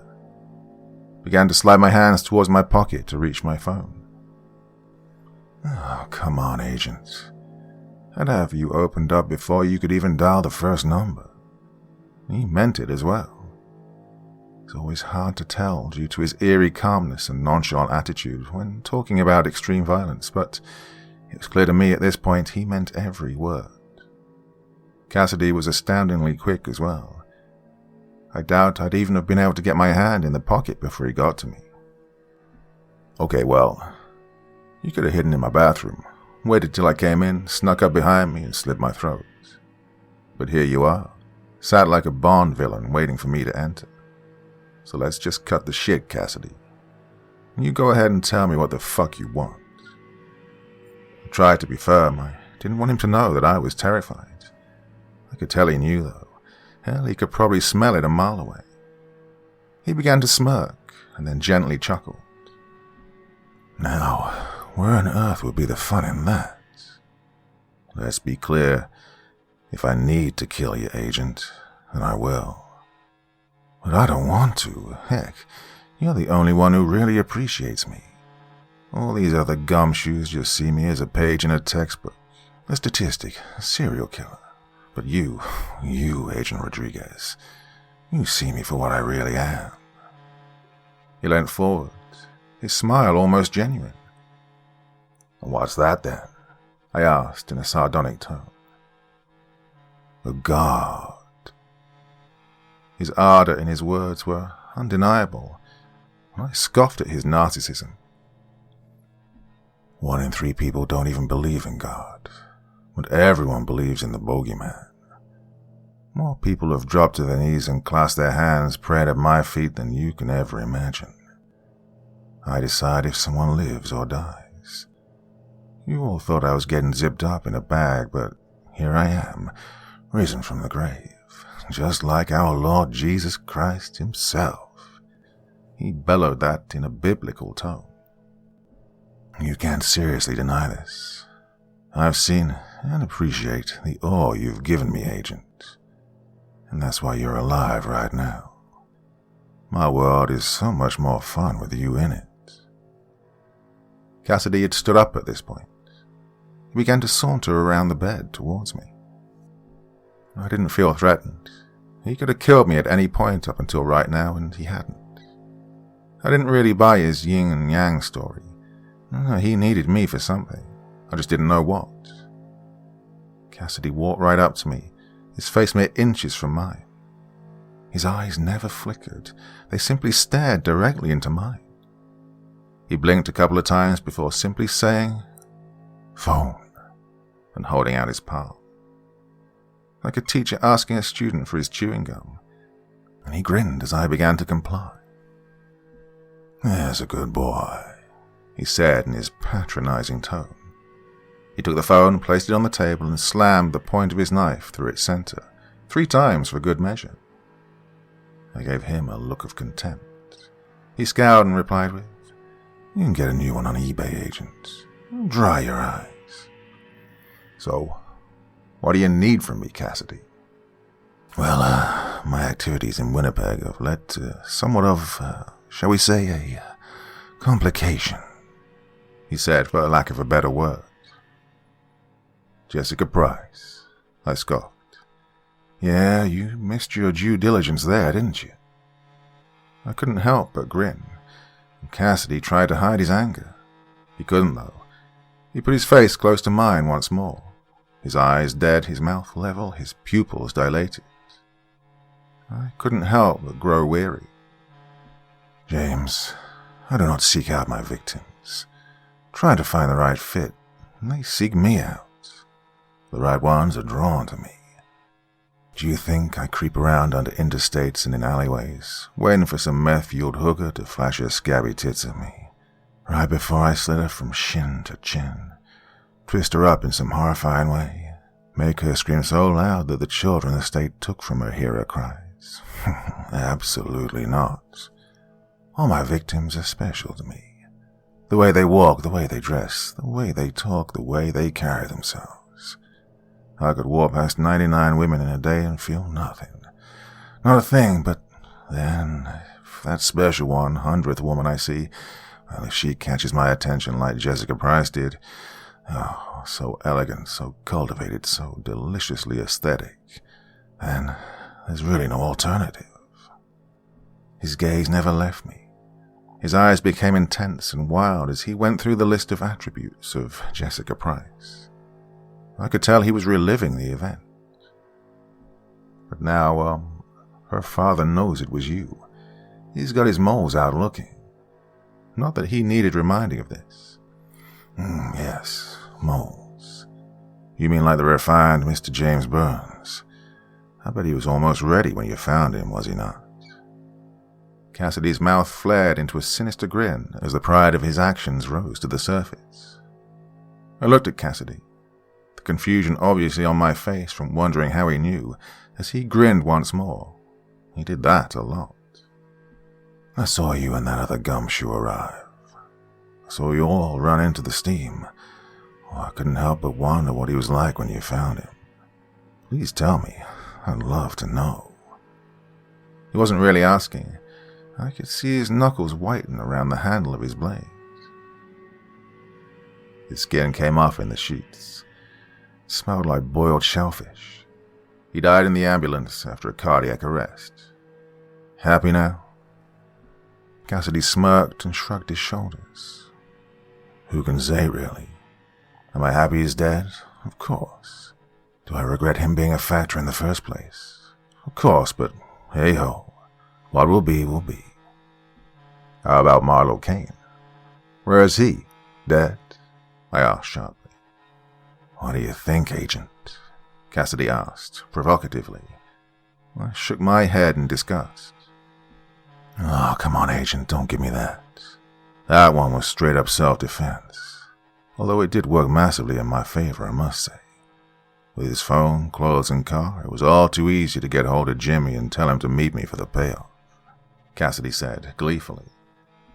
"And despite all this fun, my time in Canada has reached its end, I think. Too much hassle here with the Mickey Mouse Mafia after me, as well as the old Mounties, so I've decided to ditch the car rather than return it. Marlowe, luckily, had a spare jerry can in his SUV. Imagine that. I needed to get rid of Marlowe as well, so 2 birds with 1 stone sort of situation." He shrugged his shoulders as if to say, it's all too easy. "See, Agent, I mostly have the divine powers I speak of because I said there shall be no car, and there will be no Marlowe. And then I said there'll be light, and there was light. I looked up on the light, and all the light was good." Cassidy's biblical tone was back. He almost sounded like Moses himself. I couldn't help but think that this was a strange way to confess that you'd burned a man alive. You won't get away. Between the authorities and the mob, you will get caught. I hope to God that it's by the side that'll bring you to real justice. But to be honest, Cassidy, I'm past the point of caring. I just want you where you can't hurt any more people, I said. Cassidy chuckled and shook his head in disagreement. I don't think you really believe that. You see, Agent Rodriguez, I confess to you that I need you in my life. Someone who knows the vast magnitude of my prowess and mastery. Someone to pursue me with everything they have, regardless of office politics. No matter how many budget cuts or department numbers get in your way, you will always chase me down. Someone who sees my work and examines it, documents it, immortalizes it. His voice was building into a crescendo before he added, You ever heard the story of the lion and the gazelle? I shook my head. The lion chases the gazelle because he has to, because he needs to eat. He's hungry. He knows if he doesn't eat, then he's nothing. Now the gazelle, he runs from the lion. He needs to keep his game up. He needs to be sharp, because the lion, he's coming. What's your point? I asked impatiently. You're the lion, Agent Rodriguez, and I'm the gazelle, he said proudly. You know what happens to a gazelle if the lion stops chasing him? Nothing. Doesn't run anymore, because there's nothing pushing him or driving him, forcing him to be better, he said passionately, fist pounding his chest. The thing is, should the lion ever catch the gazelle, then it maybe feels good for that day, while he feasts, gores on the tasty flesh of his prey. But the next day, well, there ain't no gazelle to chase, and the lion gets hungry, and the lion dies. Cassidy shrugged his shoulders, waiting for the moral of the story to resonate with me. Plenty of other gazelles in the jungle, I countered, and he grinned. Not like me, though. No one that's caused you so much distress. He winked. You dream about me, don't you, Agent Rodriguez? Bet you see the faces of all the people I've killed over the years, don't you? Do you see your insecurities and self-doubts in their dead eyes? Do you see the horrible remains of your best friend in your dreams? No other gazelle has made you feel those things. While you seek me out and chase me relentlessly, you're scared of what you'll become once you catch me. His words cut deep. I didn't know whether it was the fact I simply buried my head in the sand, or the fact that I'd been so obsessed with this case, but I hadn't even thought of what I'd do after it was over. Cassidy could see the contemplation going on inside me. It began a long, dragged-out laugh. I'm right, aren't I? You know, I read all about your mentor, the incorruptible Bill Johnson, the man who saw through the Bureau's one-dimensional views on a string of seemingly unrelated and violent sex crimes, only to unveil the largest human trafficking network ever put together. Chased the shock collars of the swarm for, 6 years? Tell me what happened the day after the last member was sentenced in federal court. Cassidy already knew the answer, so once again he was grinning from ear to ear. He died from cancer. He'd been ill for some time. Though I don't really see your... But he didn't die. Not while he had his gazelle to keep hunting. So as soon as he caught it, his life had no meaning, no purpose, nothing to fight the disease for. Don't you see, Agent? You need me alive and free. Otherwise, what do you have? No family, no friends, no job. Face it, all we have is each other. Cassidy extended his arms, sarcastically inviting an embrace. You're wrong. You make me sick. I want you in prison, running away for the things you've done to people I knew and the people I didn't. So why don't you just get to the fucking point and tell me why you're here?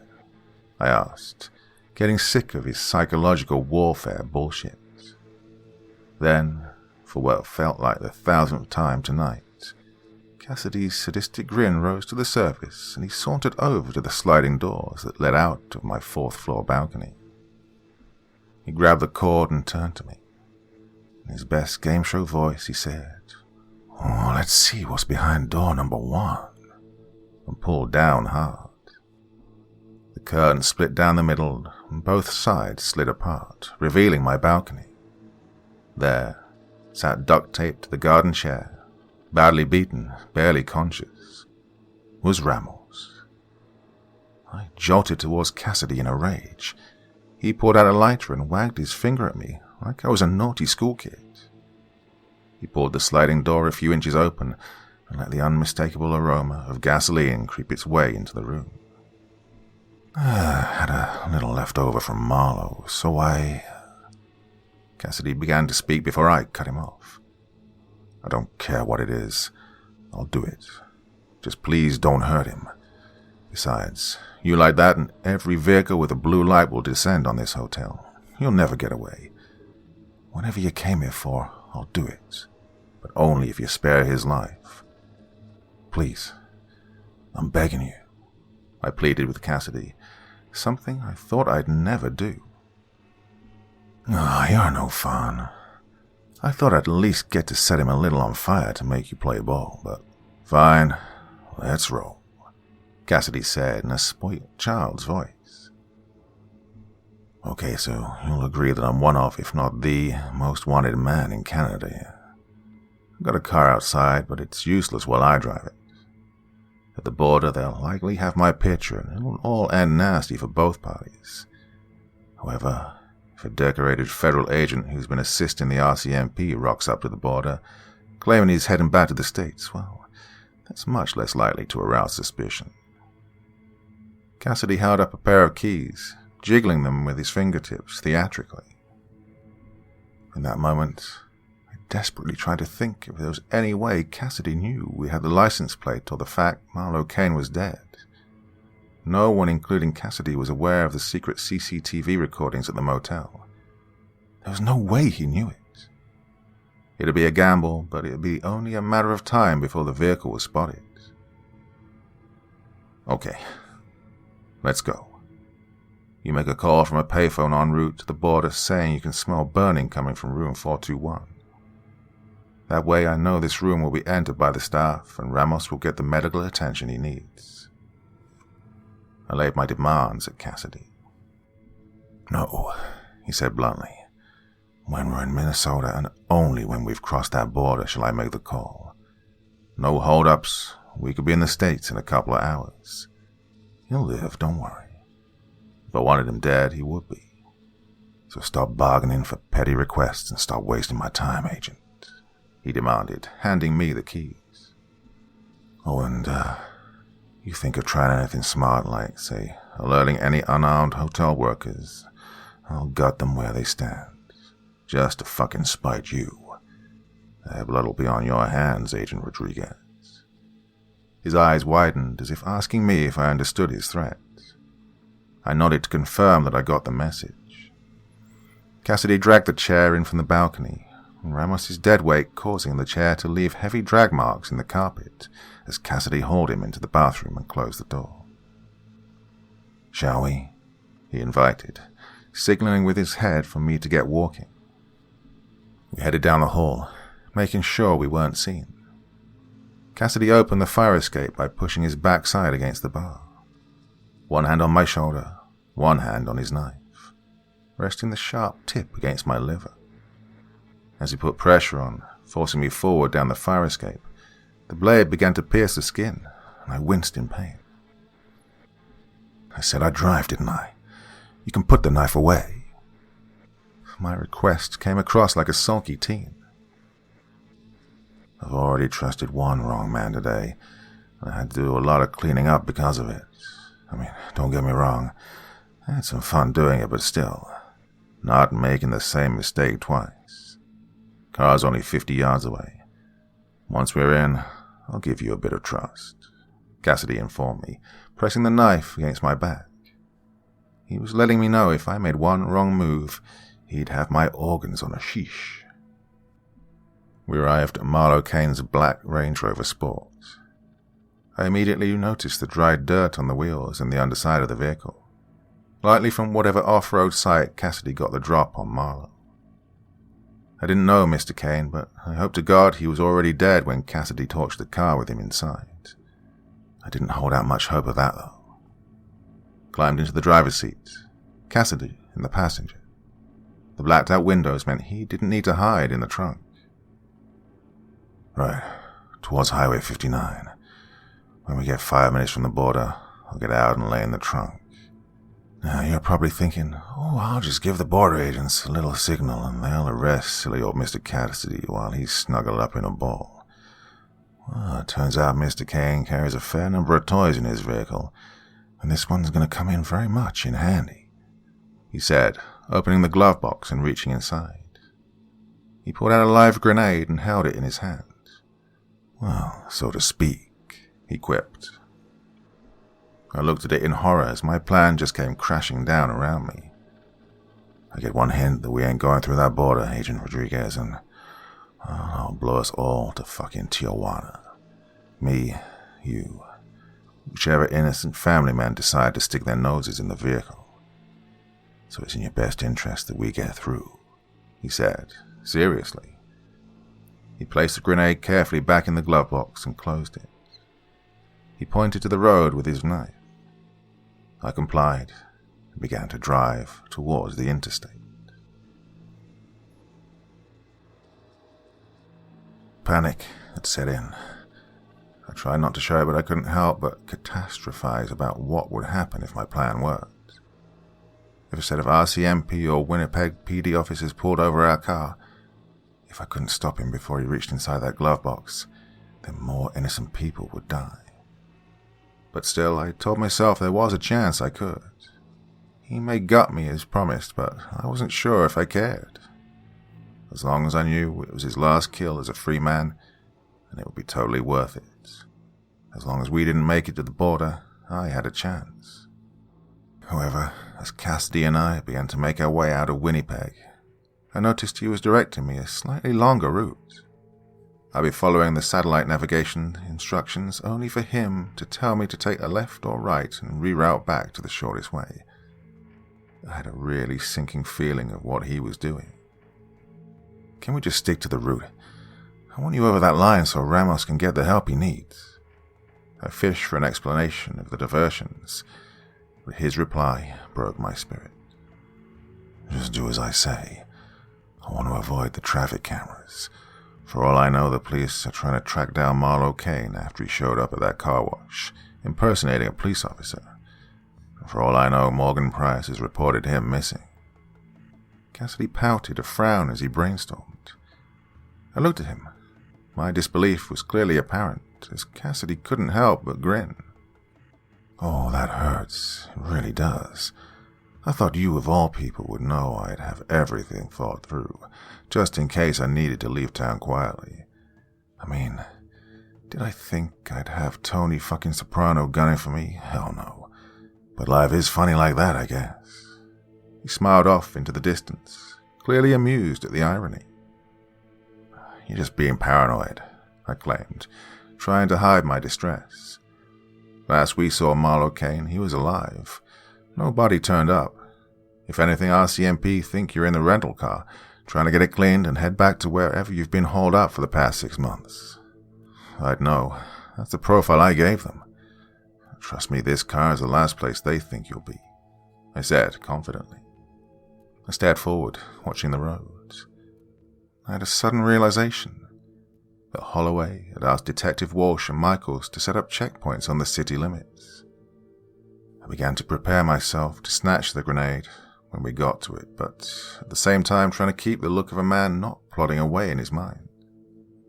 However, it quickly became clear we'd now left Winnipeg and were out in the empty countryland of Providence Trucking Highway 59, just outside Ile-des-Chênes. We encountered no checkpoints and had avoided all the traffic cameras. Nothing to stop the vehicle and nothing to flag the license plate and alert Holloway's team to our whereabouts. I groaned internally and tried desperately to think of a plan B. It was at this point I noticed time had gone by and Cassidy hadn't said a word. This wasn't normal, so I turned. He was staring right at me, He wasn't grinning, he wasn't smiling. He was scowling. His eyes were squinted. I could tell he was weighing me up. Amy Edmonds confessed to me that Cassidy would often give her these stare-downs when he suspected she was up to something. "Something, you want to tell me, Agent?" he asked intensely. "Like what?" I asked, trying not to stutter, mumble, or any obvious sign of lying. "We were probably another 15-20 extra minutes, if that. Your little Mexican friend got a bit of a pasting, but you, a decorated federal agent for 30 years, surely knew his injuries weren't life-threatening. Yet here you are, desperate for this vehicle to pass a traffic camera, volunteering all sorts of information about profiles in RCMP's investigations. That's not like you." His eyes became more and more hard as he became more and more convinced that I was deceiving him. I looked around. We were in the middle of nowhere. There was no way out. I sighed heavily. The Royal Palisades Motel. The criminal gang who run their drugs and women there, they put in a CCTV system that records. If the cops come knocking, the clerk tells them the cameras are just for show. But there's a private hard drive in a back room. They have it so if any rival gang members give any of the dealers or pimps trouble, then they can ID them. They can also keep an eye on their own, too. Cassidy slammed his fist on the dashboard firmly. "I don't give a fuck why some meth-peddling bikers want to play a big brother. What was on that film?" Cassidy said, and his eyes told me he was furious. "Everything. We knew you checked in there, the night you killed Jessica Price. We knew you told Jimmy Burns about the car wash. We knew you killed Marlo Kane. We knew you painted yourself as Marlo Kane so you could lure and kill Jimmy Burns. They know you're in this SUV," I said in the most calm and honest tone I could. You lied to me. You deceived me. I cut Cassidy off as he seethed as I came to a realization. "Oh, come on, Cassidy. That hurts. I thought you of all people would know I'd at least exhaust every chance to get you arrested before I helped you elope. Anyway, what are you going to do? Kill me? You'll never get out of the country without me. You avoided all the cameras, so let's just worry about where we're going to go to at that border," I said in the most diplomatic tone I could muster. "Touché, Agent. Touché. But you pull any more tricks like that and I'll go Bin Laden on those coyote catchers." He smiled, a little impressed with my response. His joke was distasteful, but he was deadly serious nonetheless, and I had no reason to doubt him. "To pass the time, maybe you can fill me in on something?" Cassidy inquired. "Sure. What do you want to know?" I replied. I wanted to keep him talking. The more he was distracted, the more I could try and think of a way out of this. "No one gets the drop on me. No one. Especially not a twitching meth head like Jimmy Burns. So I've been dying to know. Just how did he follow me to that car wash? As far as I could tell, he had no vehicle. There were no cabs on hand either. It's really been puzzling me. So what did the footage show him doing?" Cassidy's tone was one of genuine puzzlement, sounding borderline impressed. Well, his question threw me, though. I was so distracted I didn't even notice the pair of headlights in the distance rapidly approaching our rear. "Sorry, really don't know. We assumed you saw Jimmy as a dodgy character who would know a cash-only car wash that wouldn't ask too many questions. When you left, he made a phone call. Next thing we know, Marlo Kane's at the car wash tracking you down." "No. He pointed out where some hotspots were for nightlife, and that's it. I was just doing my clueless tourist routine." Cassidy was once again staring at me. This time he looked more puzzled and concerned rather than seething with anger. I sat, vacantly staring forward, mouth slightly open, the cogs within turning. "What?" Cassidy probed, after seeing my horrified reaction. "Oh, Jimmy Burns may have told them about the car, but he never knew where you were that afternoon. He didn't leave the motel until an hour after the car wash incident. They found that out from someone else. I was thinking out loud, digging back through my exhausted and hungover mind, trying to piece it together. Till we learned about Jimmy, we thought the leak was internal, but Holloway said there was no... My sentence was cut short by a flashing blue and red light, a loud siren and firm clash of bumpers.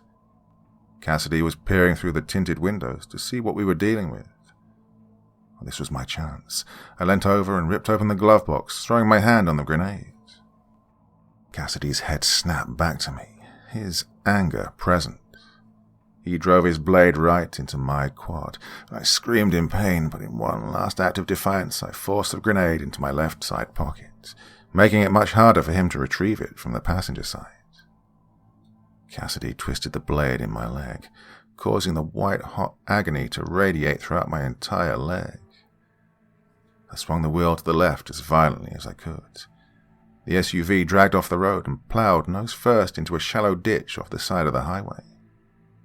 The front left corner of the vehicle's chassis hit the opposite side of the banking, causing the car to halt violently. Cassidy hit his head on the dashboard firmly, not enough to knock him out, but he was certainly wobbled. I was busy trying to remember, through the adrenaline and pain, whether or not I should pull this knife out of my leg.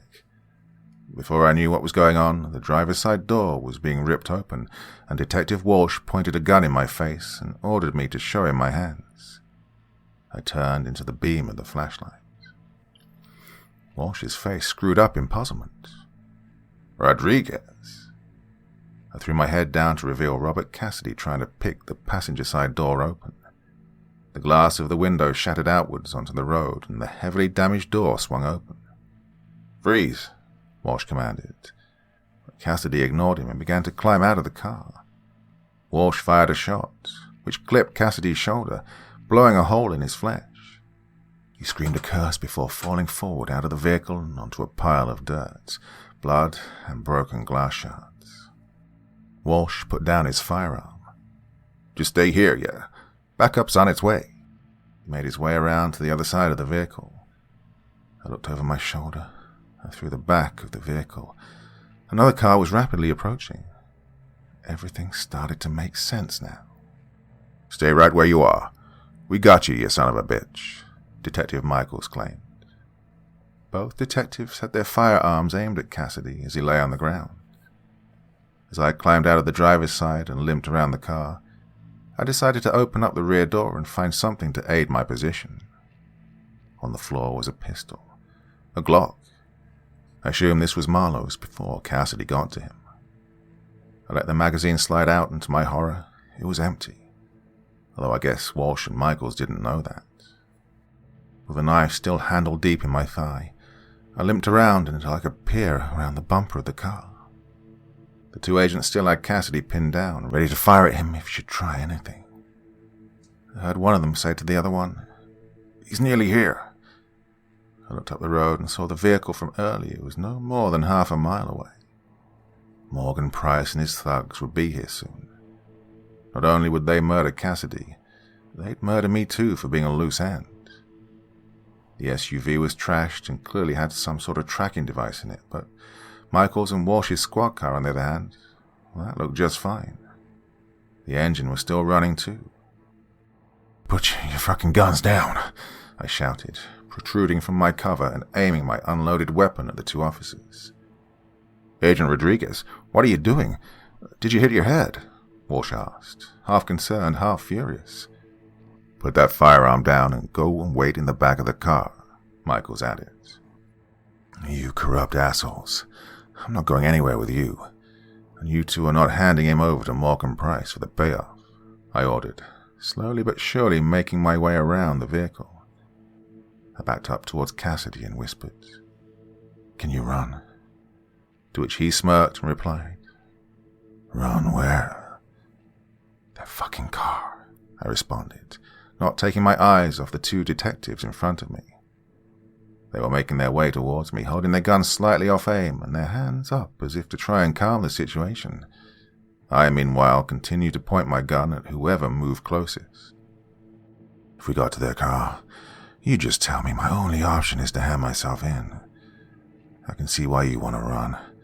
I'll take my chances here, Cassidy said, now sat upright, his hand covering the bloody wound in his shoulder.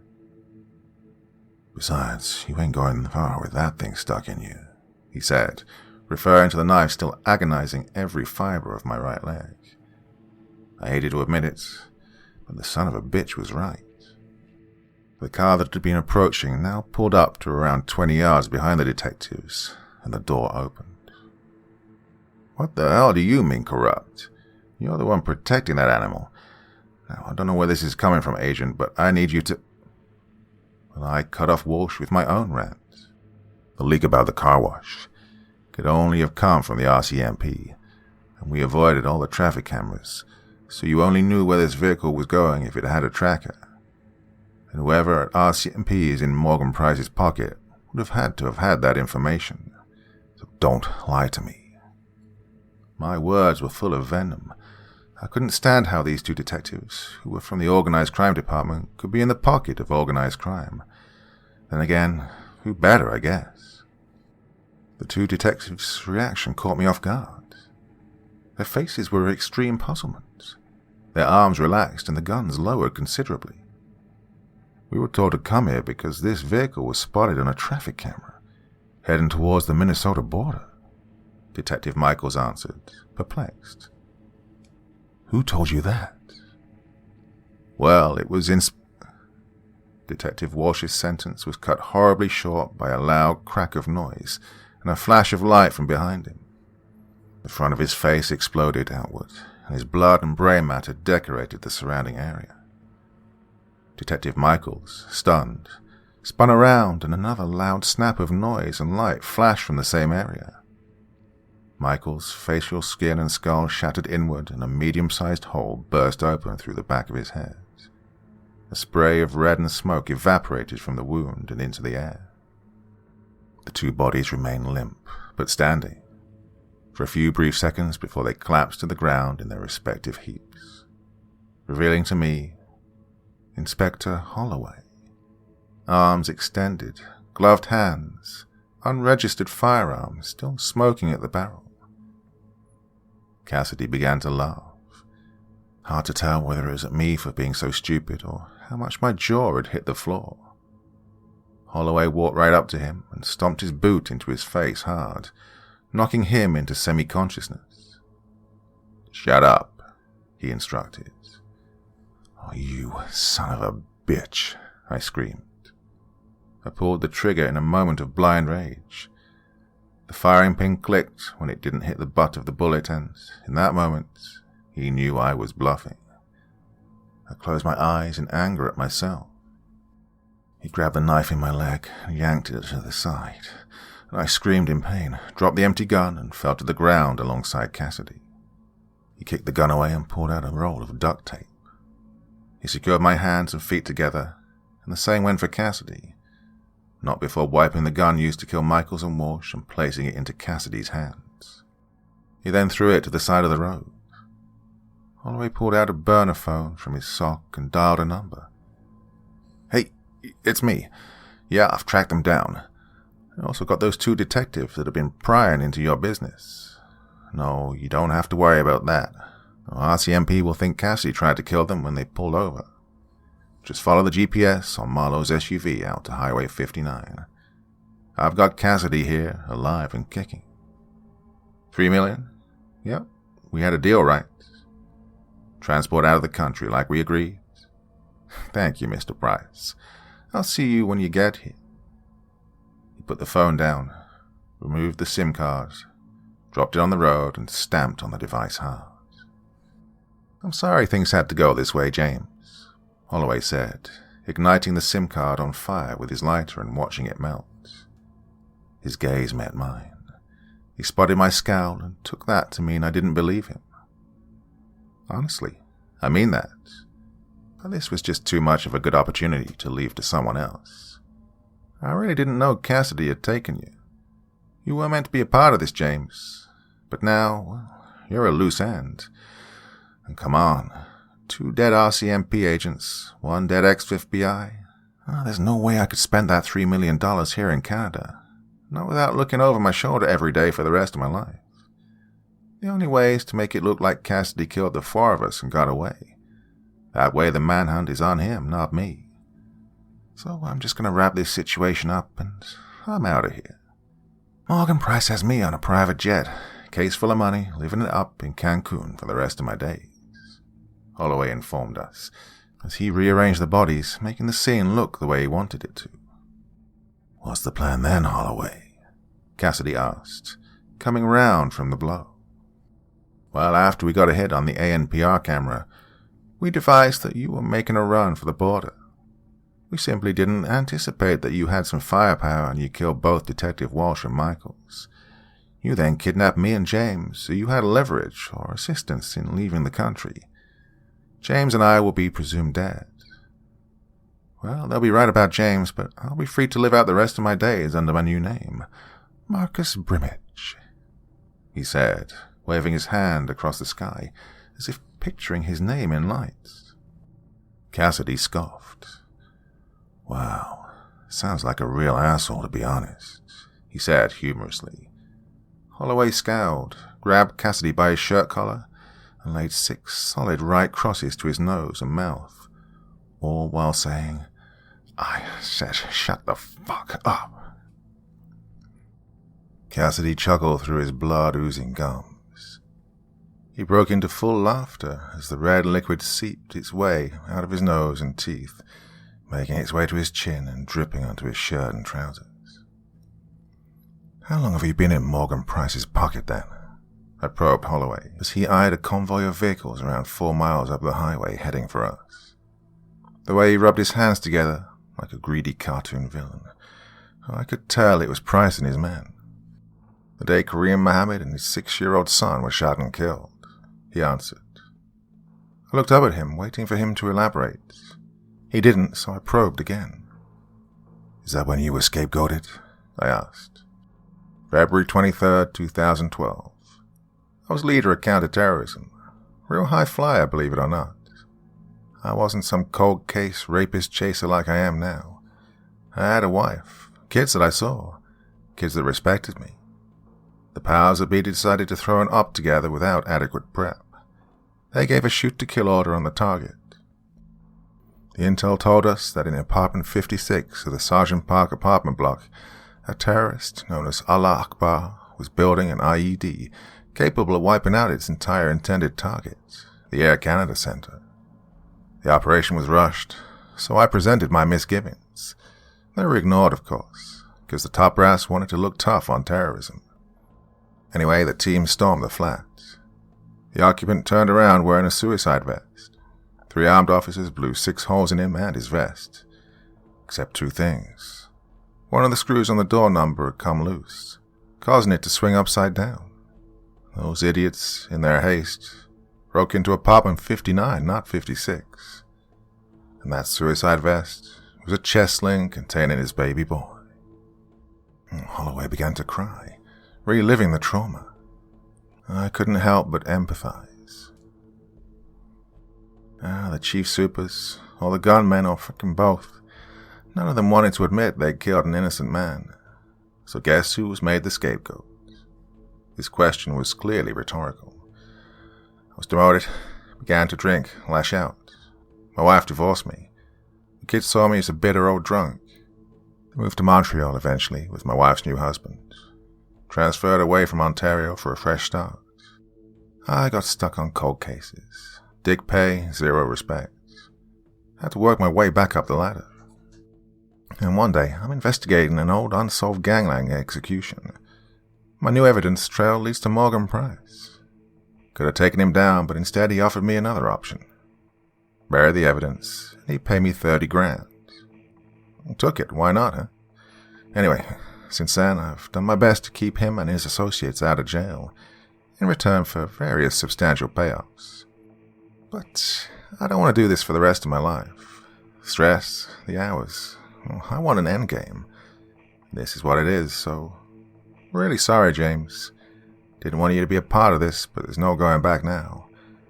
I do wish things were different. Dare I say, Holloway actually sounded genuine. Well, there wasn't much time to go into any more detail about Holloway's emotional breakdown into career corruption, because the convoy had now arrived. 2 jet black Range Rovers sandwiched a white transit van. I noticed a car stayed back around a mile, presumably to make sure any innocent rubberneckers turned their nosy asses around and went another way. Nothing to see here. 8 men, 2 in each rover, 4 in the van. The 4 men in the van were big, burly men, wearing dark combat gear with black balaclavas. The 2 men in the rear rover also in similar gear. They both branded sawn-off shotguns. They aimed them at me and Cassidy. Meanwhile, the front rover's passenger door opened and out stepped Morgan Price, suited and booted to the nines, black leather gloves protruding from the sleeves of his 7,000 black wool overcoat. He approached me and the man who butchered his daughter. He got within mere inches of our faces. He squatted right down and his hard, steely blue eyes bored holes into our souls. Well, well, well, Inspector Ramos, or should I say, ex-Special Agent James Rodriguez. The man who botched a manhunt that led this man, Robert Cassidy, right here to Canada, he said coldly. Mr. Price, if I could just have a... My sentence was cut short by his rock-solid forehead slamming into the bridge of my unprotected nose. The bone shattered and the blood exploded onto my mouth and chin. Price's breathing was heavy with rage. I could tell I was in as much shit as Cassidy. Crazy logic, really, but grief does things to people. And Morgan Price wasn't exactly stable to begin with. As I nursed my wound, the driver of Price's SUV was already out of the vehicle and opening up the rear left side passenger door. He took out a large duffel bag and a brown envelope. He walked up to Holloway, who had an anxious look on his face as he stared at Morgan Price's intimidating physique hunching over my bloody body. He wanted out of here as quick as he could.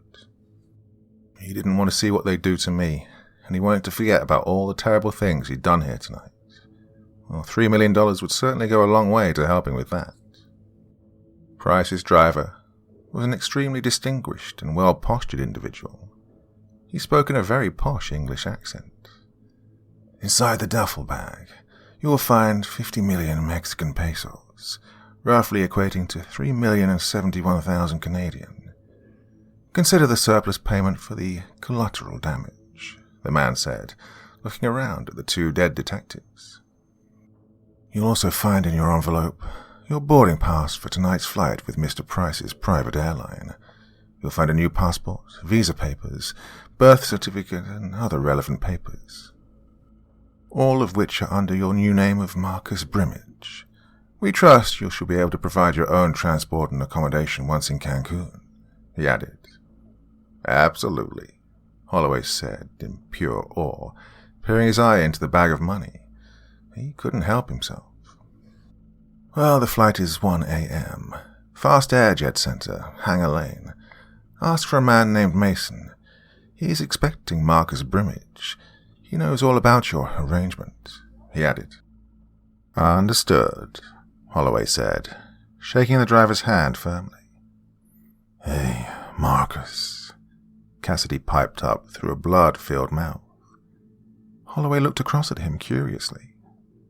I don't think Marcus Brimage will get to spend a penny of that money.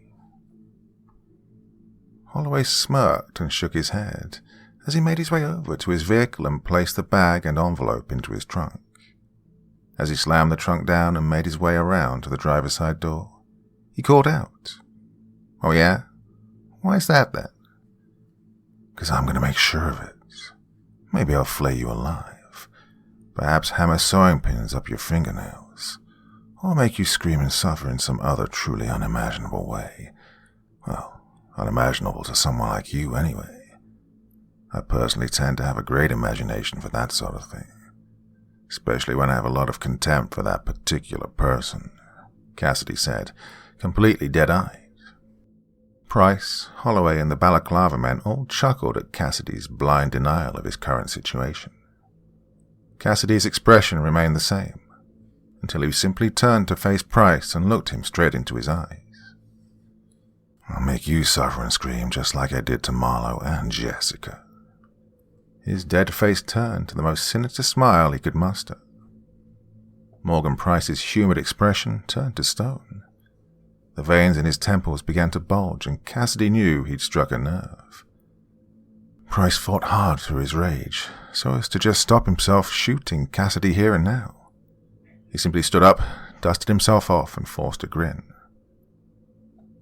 "Let's get these boys to the unit. Let's see how mouthing you are when you get on the table saw." Price then turned to the balaclava men and flicked his head in our direction. The large masked men approached us. "I'll, leave it to you then," Holloway said, almost phrasing it like a request. Morgan Price walked over to Holloway, passing the group of masked men in the middle of the road as they came towards me and Cassidy. He shook his hand hard. "I never thought I'd see the day where I let my inside man go, but after Jessica, I'd have traded anything to get her back, which can't happen, so the next best thing is to know the person responsible has been dealt with accordingly. You've made that possible. I can't thank you enough, Francis, but hopefully the money and the fresh start will be enough." Morgan Price grabbed the back of Holloway's neck and pulled him close while he thanked him for murdering 2 innocent men and conspiring to murder another. Holloway turned, opened his car door, and climbed in. I then watched him turn and face me. The look of guilt was well hidden, but I could tell it was there deep down. He was just firing up his engine when 4 of Price's thugs began to assault Cassidy. Knees, kicks, punches. A brief but harsh melee before carrying him to the transit van and launching him into it like a lawn dart. The 2 men who approached me weren't much gentler, to be honest, but they didn't rough me up as much due to the knife in my thigh. One of them grabbed the handle and tried to yank it out. "Hey, you pull that out and he'll bleed to death before we get him to the yard. This lying piece of shit Fed deserves a little more of a drawn-out process," Price commanded. His men then grabbed my arms and dragged my legs behind me. The searing agony set my legs on fire. Well, they had the grace to throw me on my back into the van, however, thank God. The pain made me black out. The only thing I can remember was the noise of the van door sliding and slamming shut. The engine fired to life, and I felt the vehicle begin to move. The sound of my beating heart got harder and harder, faster and faster. The cold and empty safe house towered over the unkempt front yard. The night was black and full of despair. The gurney lay there, body bag on top. I approached, looking down at the form of a body inside. The beat got faster and harder, even more so as I reached down and grabbed the zip. I pulled it back. My heart stopped. The van went wallop as we hit a speed bump. Maybe it was a pothole, who knows? I couldn't even say how much time had gone by when I came around. I couldn't say if we'd gone north, south, east, or west. I didn't even know if we were still in Canada. I just knew we were still moving. I came around to see Cassidy sat up right in the corner of the van, staring at me. I looked at him, giving him a questioning look. He squinted slightly. He was grinning, too. Hard to tell, though. His face was a mess. "Looks like I'm not the only one with a few scars from that night," Cassidy said, provocatively. "Don't know what you mean," I said, shrugging off his psychological bullshit. "You dream about him, don't you? Your friend, the one I killed. Wincy, was it?" he said dramatically, thinking and searching his memory. "Quincy," I snapped. That's it. Sorry. I called him Wincy because of how he squirmed in that chair." I came out of my daze quickly. I began to writhe and throw myself at Cassidy in an attempt to attack him. It was too hard, though. Between the large bowing knife in my thigh and the cracked ribs from the thugs, well, Cassidy just chuckled and smiled through his crimson mask. "That'll do," he said, seemingly pleased with my reaction. "Nearly showtime," he added. I lay there considering the meaning of his words, when suddenly the vehicles came to a steady halt. The side door slid open. The masked men swarmed inside and dragged both of us out violently. We were way off the grid, somewhere with no witnesses, somewhere no one would hear us scream. We were at an unmarked warehouse, likely a storage facility for Manitoba Construction Limited. Contract, steel, lumber, drugs, guns, people, and so on. We were forced inside and into the main hangar. 2 metal chairs sat ominously in the center of the room. Around 10 feet from the chairs was a table saw, a pretty large one, definitely big enough to fit a grown man on it. As we stood in the room, one of the masked men entered one of the rooms and brought out a metal porter trolley. It was filled with tools of obscene torture. Scalpels, drills, pliers, bolt cutters, you name it. Meanwhile, one of the other masked men set up a camera tripod and gave a thumbs up to Price, signaling everything was good to go. Cassidy turned to me and with a smile he winked. He began saying to no one in particular, "So I guess those are the tools you're going to use to inflict horrifying pain on me and the Fed." Price was beginning to get agitated at Cassidy and him not showing an inch of fear. Price was clearly a man used to having men tremble at his feet. "Yes, first we will kill the Fed. His negligence may have led you to Canada, and he also tried to protect you by lying to my face. But he did not rape and murder my baby girl. So while his death shall be brutal, it shall be nothing compared to what my boys have in store for you. They'll batter, maim, and sever every inch of you from head to toe. Remove all your toes and fingernails, your eyelids, and then your teeth. Then they'll give you a syringe full of epinephrine to make sure you don't pass out from the pain. Oh, I want you to feel it when they strap you to that table and saw you in half, balls first." Saliva spewed into the air as Price growled his words at Cassidy's face. "Not bad. Very well thought out. Honestly, bravo. Especially the adrenaline idea. Oh, I wish I'd had that on hand when I killed Agent Rodriguez's partner. I melted his face with a blowtorch, you see. The soft touch only went and died from the pain. Yeah, I looked it up afterwards. Circulatory shock, they call it. Honestly, you learn something new every... Shut up, you evil son of a bitch." My rage had taken over. I'd had enough of this sociopathic brush-off of my best friend, and his death being spoken about like it was a DIY experiment. I launched at Cassidy with no regard for the situation or my condition. I hit him with my shoulder, and we went to the ground. My hands were still tied, but our feet had been cut loose to help them move us around. I wrapped my legs around his torso and began to headbutt the back of his head. In my fit of anger, I completely lost my mind, blocking out the agony in my thigh, before going all Mike Tyson and sinking my teeth into his ear. Well, the group of men were chuckling at our tussle on the floor. It probably did look amusing with no hands involved. I didn't think so at the time. I just really wanted to hurt him. Price snapped at his men and told them to split us up. The men raced over, pulled us apart, and dragged us over to the chairs. They sat us down, arms behind our backs, feet taped to the chair legs. Price walked up to the camera tripod, looked down its lens, and simply said, "Jessica, I'm sorry I couldn't protect you from this man, but I promise I will make him suffer. This is for you, baby girl." He then turned to us both and said, "As much as I'd love to be the one to mutilate you and destroy you both for your parts in this, I'm a target for law enforcement, and should anything ever come back to me, well, I have motive. I need to make sure I am far, far away from this. I need a watertight alibi should anything come back to bite me. Well, no one should ever find your bodies. A man like me didn't get where he is today by taking pointless chances.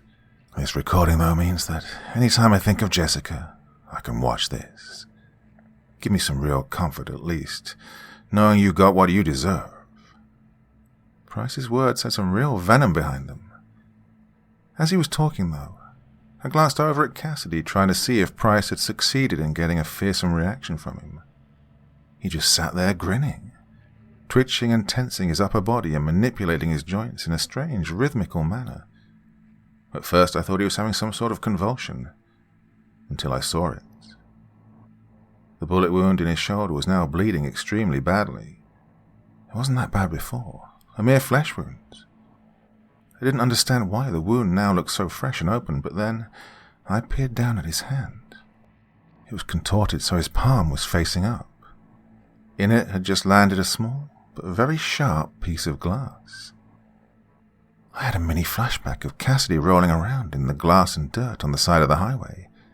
Him sitting up, his hand firmly covering the wound, applying plenty of pressure. "Oh, I have to agree, Morgan," Cassidy chirped. Price eyed him with malice, the rage once again building. "I wish I had used a camera, especially with your Jessica, because the fun I had with her, I'd love to see that again, and again, and again." Morgan Price flipped out. He stormed towards Cassidy, got right into his face and began choking him hard with his bare hands. His intimidating and towering physique completely engulfing him. He was shaking him hard, frothing at the mouth. "You sick fucking monster. How about I kill you right fucking now?" Cassidy, through a constricted larynx, managed to reply. "You will? Well, you little fucking bitches will. Believe me, it's much more fun to do it yourself." Morgan Price's grip relaxed, and it was at this point that I realized he'd broken him. Price turned to the men and screamed, "Bring him to the frickin' table saw. I'm gonna do it my fucking self." He seethed with wild eyes. The masked men knew not to question, and they rushed over to Cassidy. Morgan Price's large figure stepped back from him. He cracked his knuckles and the muscles in his neck and began to walk over towards a table near the table saw. A pair of protective gloves and goggles lay there, and he started to put them on. I had no idea what on earth Cassidy's intentions were, and I was desperately trying to figure it out so I knew how to react. I struggled against the tape, causing my knife wound to pulse in anguish and torment. But then, that's when I realized the grenade was no longer in my pocket. Morgan Price had already fired up the table saw and was just about getting his goggles on when a large burst of light, fire and smoke came erupting violently from his trouser pockets. The obscenely loud crack was deafening, and the powerful explosion stunned everyone in the room. A large and jagged circle of black and red decorated the floor where Morgan Price took his last breath. The various parts of the once great gang leader of Manitoba were projected to the various far areas of the room. With all the masked men on their backs, stunned and dazed, Cassidy had already cut his hands free.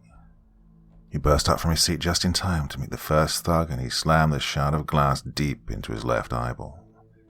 The man screamed in abject agony and fell to his hands and knees. Two of the other men came at Cassidy.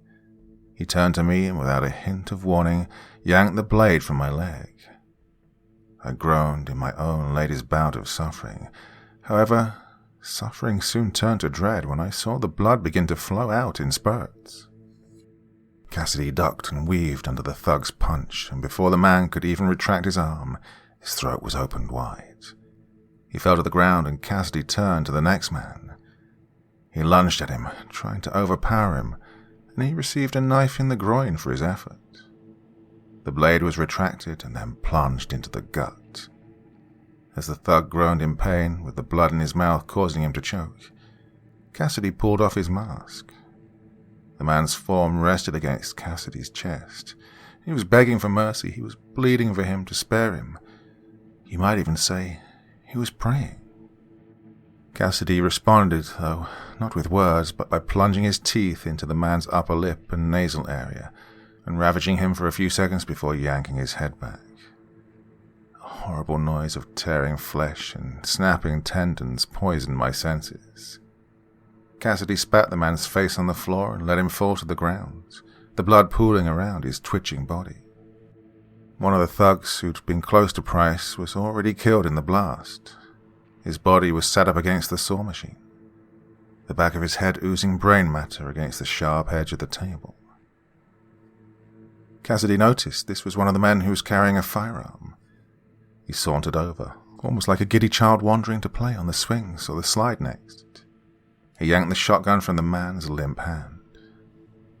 One of the remaining two thugs came stumbling through the pale smoke in an extremely jaded state. Cassidy cocked the shotgun and blew the man's head clean apart. All that remained was a charred and mangled lump of flesh just above the thug's collarbone. I'd seen enough brain matter by this point to last me a lifetime. Cassidy was cocking the gun and now eyeing the man he'd blinded with the glass. He was desperately writhing for the exit. Cassidy slowly sauntered over, like a lion stalking the wounded buffalo, and with no warning stamped down hard on the man's elbow. The arm hyperextended and the bone came bursting through the other side. The man screamed even louder. I didn't think that was possible.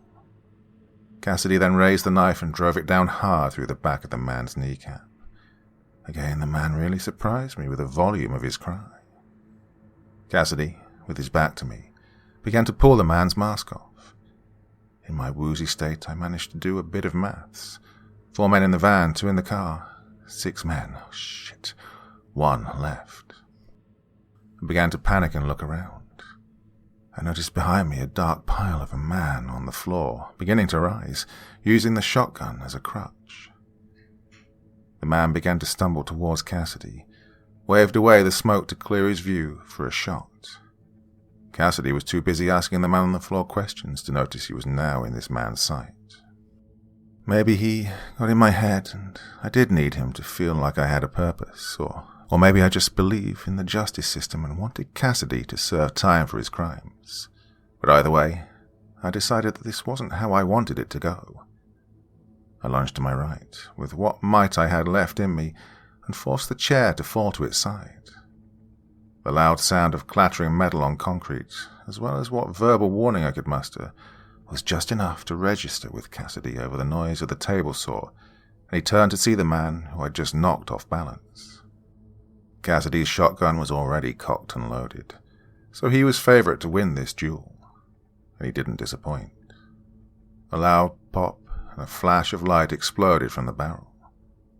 The man flew back around a foot or 2, hitting the floor hard. The smoke rose off his chest that now looked like Oscar Pistorius' bathroom door. Cassidy turned his attention back to the man he'd crippled and blinded. Now, where were we? Oh yes, where are we? Can you tell me that? Got a zip code or anything? If I tell you, will you please let me go? The man cried, not knowing which wound to nurse with his one good arm. Of course, Cassidy answered flatly. West Kildonian Industrial Park, Unit 45. Now please, please, the man screamed, begging with his one good arm held up in surrender. Yeah, not so tough without your buddies and your scary masks, he sighed in disappointment. Amateurs. He dug in the man's pocket and pulled out a burner phone. He pressed a few keys on it before holding it to his ear. Yes, I'd like to report an explosion and gunfire up at Unit 45 on West Kildonian Industrial Park. Thank you, he said politely before he dropped the phone and stamped on it hard. The operator didn't even have time to respond.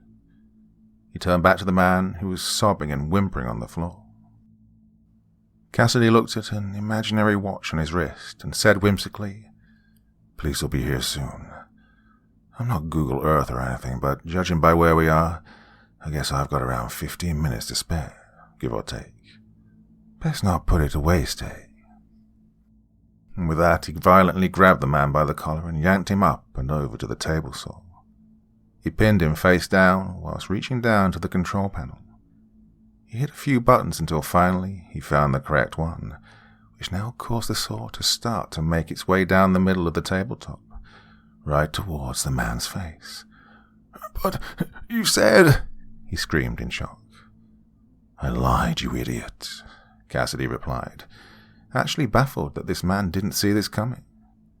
Cassidy yanked the man's hair back slightly, causing the circular blade to connect with his face, head on. The sound of flesh goring, bone splintering and crunching made me feel weak with nausea, even without the huge blood loss. Finally, the sound of brain and blood spluttering through the split in his skull and spraying around the room was a cue for Cassidy to hit the emergency stop button. He walked away, leaving the man with his head still caught up in the blade, holding him in place. Cassidy now began to approach me with a knife. I gave him the most defiant look I could. I didn't want to give him the satisfaction of my fear when he did whatever he was going to do. I was surprised, though, when he grabbed the chair next to me and stood it back up. He placed my feet on the chair and simply said, "Don't move, and it should buy you enough time." He then walked over to the camera and pulled out the SD card. He looked at it with admiration as he slid it into his pocket and made his way out of the building, just as I began to lose consciousness. I woke up around early morning the next day in Winnipeg General. A nurse was standing over me with 2 RCMP officials. I could see by his badge that he was the superintendent. "Up for answering some questions, Mr. Rodriguez?" I nodded, but the nurse reminded them that I just had a major blood transfusion and surgery, so to keep it brief. I told the agents everything. I left nothing out. I told them about Holloway's corruption and how he manipulated the investigation, then murdered those 2 detectives. I told them about the ransom on Cassidy. I gave a detailed account of what happened at the warehouse. Everything. The RCMP informed me that they also found Morgan Price's driver with his neck snapped in the parking lot. The SUV was missing, so they're waiting for any hits on the ANPR, as that was likely what Cassidy left the area in. They asked me if I had any idea where he'd go next. I have no idea where Cassidy is. Truly, I don't. But he knows how to avoid such cameras. The last time he escaped a situation like this, he murdered someone for their car and drove to Canada, so he really could be anywhere by now. As for Inspector Holloway, I know he had a flight booked to Cancun with a private airline owned by Morgan Price. I informed them. The inspectors thanked me for the information and quickly made a call, requesting someone to get a warrant for the private airline's records. They told me to get some rest and they'd check back in with me later. I complied with the nurse and rested. The next day, the same 2 RCMP officials came to visit me. "How are you feeling, James?" "Much better, sir, thank you," I replied. "It's not good news, I'm afraid. We sequestered the flight history for Fast Air Jet Senator. A man by the name of Marcus Brimage did in fact board that plane," he said, disheartened. "Yeah, I thought as much." I shook my head. "We sent pictures to the Mexican authorities of Inspector Holloway. If he's spotted, then hopefully they'll extradite him back to us for prosecution. I don't hold out too much hope, though. There aren't many people you can't bribe in Mexico with 50 million pesos. As far as Cassidy goes, well, we're checking all missing persons reports over the last 12 hours, looking for anyone whose car he may have killed to obtain. May give us an idea where he's heading," the detective told me. "Yeah, I'd say that's a smart plan for now," I replied. But the atmosphere was gloomy. Morgan Price may have been going to kill us, but the man had lost his daughter. The rage caused by his grief was somewhat understandable. However, Holloway was someone who was simply angry at a career setback, although a big one, and used other people's rage and pain as well as manipulating people who trusted him into a big payday. He, as well as Cassidy, a sadistic psychopath who will go on and on murdering at will, if someone didn't put him behind bars or with a bullet, or both of them are out there, living their lives, and it truly made us all sick. The detectives wished me a full recovery and left me in peace. With everyone either dead or missing, there was no case to answer right now and certainly no trial to stand. I was free to return to America or stay in Canada. I decided I'd rest for now and think about the next step when I'd been discharged. One morning I awoke to a lanky Mexican teenager with stitches and faded bruising staring down at me with a smile plastered on his face. "Mr. James, how are you? I was told you were here. I saw them bring you in," Ramos exclaimed. I sat up to give him an embrace, only to discover he'd brought his mother along too. She wanted to meet the man who'd saved her son's life. They stayed for a while and asked what my plans were when I was discharged. I said I'd likely return to America to start a PI business, but I wasn't sure yet. The mother, whose name was Anna, wrote their address down and told me if I was ever to return to Canada, I'd have a bed and warm meal any time I needed it. I thanked them for their kindness, and they thanked me for caring like no one else has. I left Winnipeg General after 5 days. I checked out of the hotel officially, although I was given a pretty decent discount for saving one of their staff from being burned alive, and on account of the fact I'd been in hospital for the most part. I packed up my stuff and my files and was on the next flight back to Texas. As the plane ascended into the sky and the vast land of North America became very, very small, I couldn't help but wonder where on that patch of green Robert Cassidy was hiding. After a few weeks, I'd settled in back home. Nothing was in the pipeline work-wise, so I decided to get a dog to keep me company and busy. She's an 8-year-old saddleback German Shepherd from the local rescue center. Her name's Elsa, and she's given me something to get up for in the morning, literally. One morning, we were arriving back from our 7 a.m. hike. I entered my front gate to see a FedEx employee with a large box at my door. He was peering through the glass on my door to see if I was in. I whistled to get his attention. "Oh, sorry. Thank God you're here. This is huge and it needs signing for," the young man babbled to me. Out of curiosity, I signed. I wasn't really expecting anything, but sure, I'll take it, I said, as I commanded Elsa to run inside. The box was big, but wasn't at all heavy. I carried it inside, placed it on my coffee table, and sat down to open it. Inside the box was a slightly smaller box. I opened this smaller box only to find another slightly smaller box. I opened that one too, and again I was greeted with another smaller box. I was puzzled by this point, but I could feel that this next box had something in it. I opened the last box and shot up off my seat with a hit of adrenaline. Inside this box were stacks and stacks of Mexican pesos. On top of the money lay a large Mexican postcard. On the cover, a picture of a family soaking up the sun on the beach with the words, "Wish you were here," printed across the corner in a fancy font. I flipped it over and read the following. "Dear James, sorry it's taken so long to write, but I didn't have your home address. It's amazing what you can find out, though, when you have 50 million pesos. Trust you're healing well. I'm glad. I know my life will be much more fun knowing you're out there somewhere hunting me down. Included in this package is a gift. 15 million pesos. I hope you use this money to fund your search for me. I truly do. Life has become boring for the gazelle without his old friend the lion chasing him down. However, I imagine this will be forwarded to your little Mexican friend in an attempt at cleansing your soul. Do you still see old Wincy when you close your eyes at night? Or is it me that you see when you wake up alone in the dark? I hope it's not so long until we meet again. Perhaps you can answer that in person. Tag, you're it.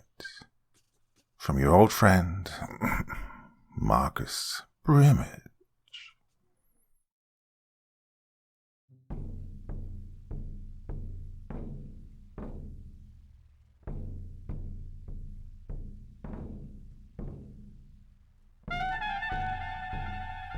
And so once again, we reach the end of tonight's podcast.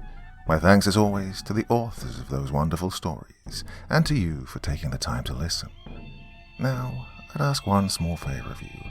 Wherever you get your podcast from, please write a few nice words and leave a 5-star review, as it really helps the podcast. That's it for this week, but I'll be back again same time, same place, and I do so hope you'll join me once more. Until next time, sweet dreams and bye-bye.